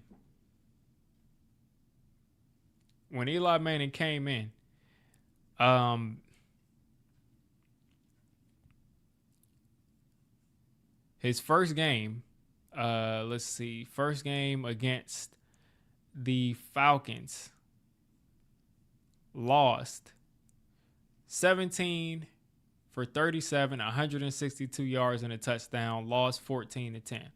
Next week, lost 6-27, 148 yards again. Next week, lost 7-31, got blown out twice in a row. Only put up a touchdown the second week. The first week, nothing. Threw a touchdown this first week and didn't throw a touchdown again for a month.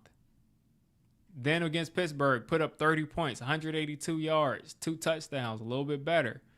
Then against Cincy, like, he did not have a good rookie season. He did not have fun as a rookie. Eli Manning got beat up as a rookie quarterback.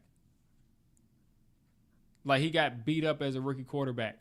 If Jackson Dart is going to be a successful quarterback, especially for this team and this market, it does not matter what he does as a rookie quarterback. Like, it does not matter.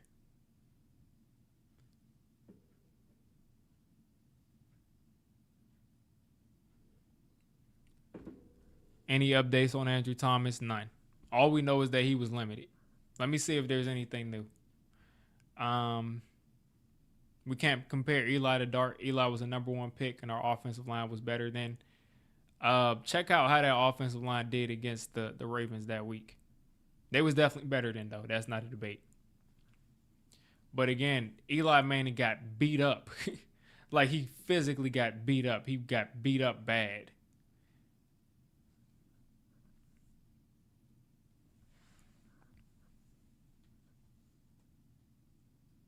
Like, notice how Abdul Carter is getting laid out every week. People are making fun of him. Abdul Carter is closing out on people like he's Paul Pierce. He's closing out on somebody in the clutch in a 3-point. I mean, at the 3-point line, it's like, I mean, Jackson Dart to me is mentally tough. I think he's fine. Because what's going to happen? Like, you're waiting until you get a team that's as good as the Colts to play your first rounder. What if he comes out next year and the offensive line is still bad? Like, they were saying, wait until Andrew Thomas is healthy to play Jackson Dart. What if Andrew Thomas does what he did today, doesn't play the whole game? Then what? Then you sit Jackson Dart back down because Andrew Thomas is hurt now? What if Illuminor goes out there? I mean, like, you never know what will happen in the NFL. You're never going to have a perfect situation. And like I said, what is the worst thing that will happen? We just saw Russ in the first game put up 6 points. The second game against a horrible defense, take advantage of that and hit guys downfield. Did a great job. Was a ton of fun. But again, only did that one thing. Once they took that away, goes right back to putting up 6 to 9 points. If Jackson Dart comes out here next week, let's say they play him next week against the Chargers and he puts up 3 points and gets blown out 46-3, what's the difference? Like, what's the difference? Wait until we see the Cowboys again to start Dart. Then people will be mad at Dart because he's not gonna hit every single one of these deep balls like Russ did. Like, Russ is great at that, but he's not gonna hit every single one. But that's funny. And that's what I'm saying. Abdul Carter's going through his lumps. I think he's gonna be a good player, but he's not looking as good as we thought he would look from what we saw in the preseason. He's not. But he's gonna take his lumps, he'll get better, and if he's mentally tough, he'll be fine. He's seeing the stuff on here where people saying, why are you closing out on people like you're playing defense in the NBA? Like, he's a grown man. You're exactly right. Because, like, think about it. The way that this offense looks right now, they can't score 6 to 12 points.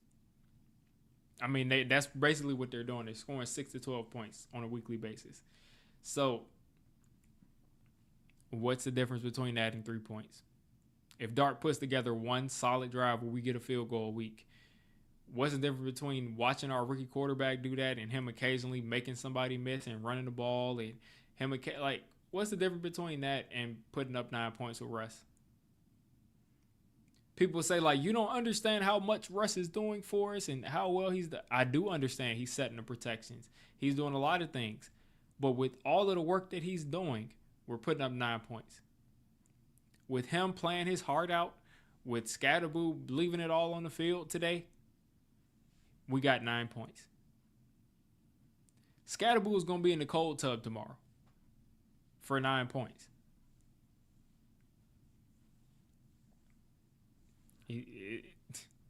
It's like, I understand people's thought process about like, oh, it's going to get worse with Dart. Dart isn't going to save the day.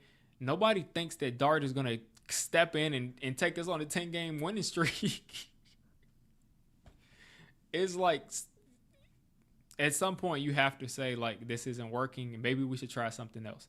And like I said, I'm fully on board with putting Jameis Winston in the game because that was our plan months ago.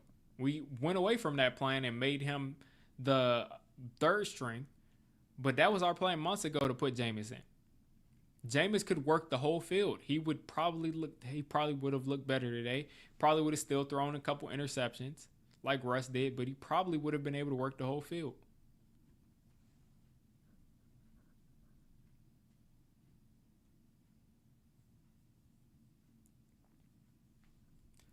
How do you get ready?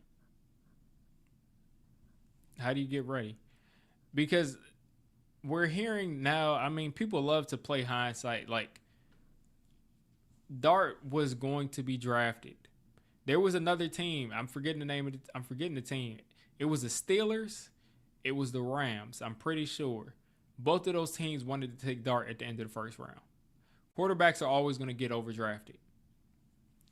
You got a ton of second, third round quarterbacks that come into games and they play fine. Jackson Dart has Malik Neighbors. Jackson Dart is going to have Andrew Thomas probably, whenever he gets out there. He's going to have Scatterboo behind him. He's going to have Darius Slayton. He's going to have Wan'Dale Robinson. This is not going to be the worst situation in the league for Jackson Dart. It's not. Is he going to get beat up? Most likely if he's a rookie quarterback and he's not on like a playoff team, yes. But you're never going to have the team where you're going to feel comfortable playing that guy. You're just not. If the Giants feel that he's not ready to play in the NFL yet as a starter, then yeah, don't put him out there. But if they feel that way, if they obviously do because he's the backup quarterback. It would have been very easy to make him the third string.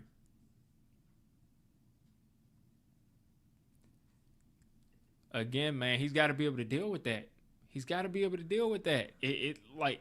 He's got to be able to deal with that. I'm sure Malik Neighbors, you think Neighbors isn't too much of a diva for us losing every week? Malik Neighbors is going to force his way out. Like, what did Justin Bieber say? Is that not clocking to you? That I'm standing on business? Like, is that not clocking to you? Malik Neighbors is going to force his way out of here. The dude is going to force his way out of the building because we lose every week.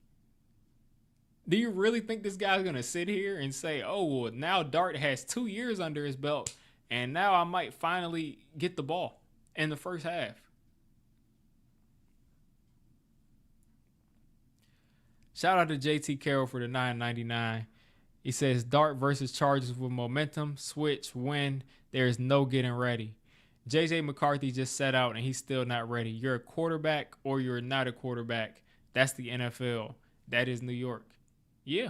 I mean, it is what it is, man. Like, if Dart goes out there and he throws 2 interceptions and he gets hit and all of this stuff happens, it's like, is that going to ruin his entire career? We've seen quarterbacks have bad starts. Like, we've seen quarterbacks have bad starts, and the good ones, they fix it. The bad ones don't fix it. I think you have to try to figure out, and it's not even trying to figure out what you have in Jackson Dart because he's got to develop. But the best way to develop, I've heard from a million quarterbacks, is that you have to play. Got to play. I mean, I've heard that from every single quarterback guru, every single former NFL quarterback. They say the best you can develop is play. Like, unless you're in a situation like how the guy who shouldn't have been playing as a rookie was probably Daniel Jones because he had Nate Solder playing left tackle. Why do you think he had 18 fumbles? That's who shouldn't have been playing. Josh Allen was a laughing stock. Josh Allen was literally a laughing stock. People laughed so much at Josh Allen. They was like, this dude is dumb. He's like, people laughed at Josh Allen for years.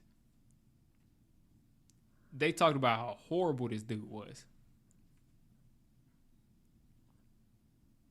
But he had a much better roster around him. But, you know, again, he made it dangerous. He was getting hit all over the place every week.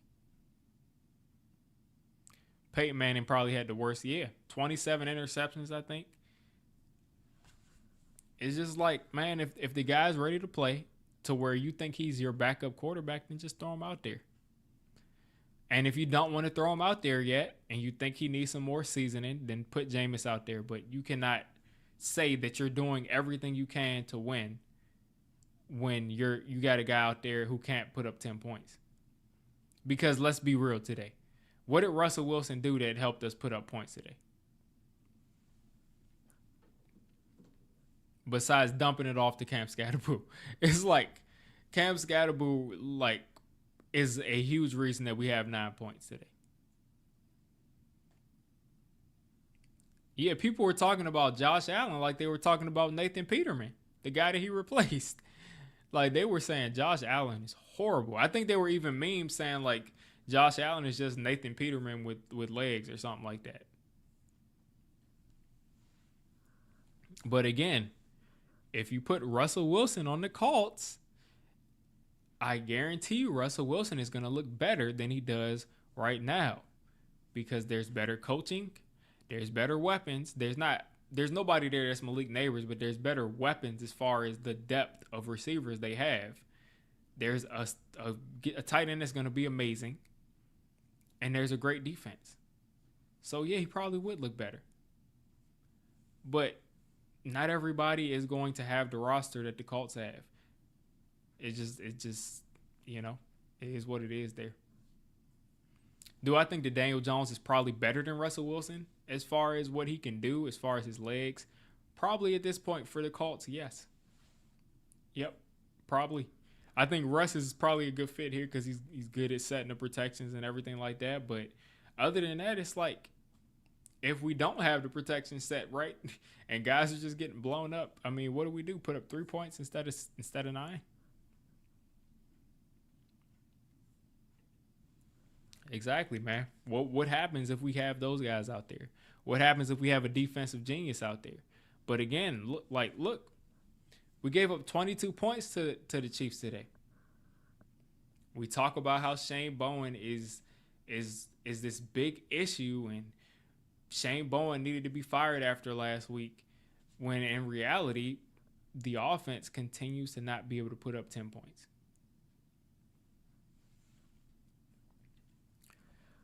But, yeah, I don't want to be here all night, folks. You all have a great weekend or night at this point. Have a great Monday because we're already here on Monday. I'm going to go ahead and sign off. And I'm not even worried about the draft because we'll just take the best player. We just got to take the best player. That's just really it. Whoever we take is going to be a nice addition to the team, but I think we have a nice core right now. We just need better play from the quarterback, and we need better coaching to set the quarterbacks up for success. And maybe Dable is a good fit, and maybe Dable and Kafka are good fits for that for Jackson Dart's skill set. But right now, we're not getting the most out of Russ. We're just not. But yeah, I'm gonna go ahead and sign off. Y'all have a nice night and have a great week. we will talk about this during the week. Talk about what steps we should probably take going forward.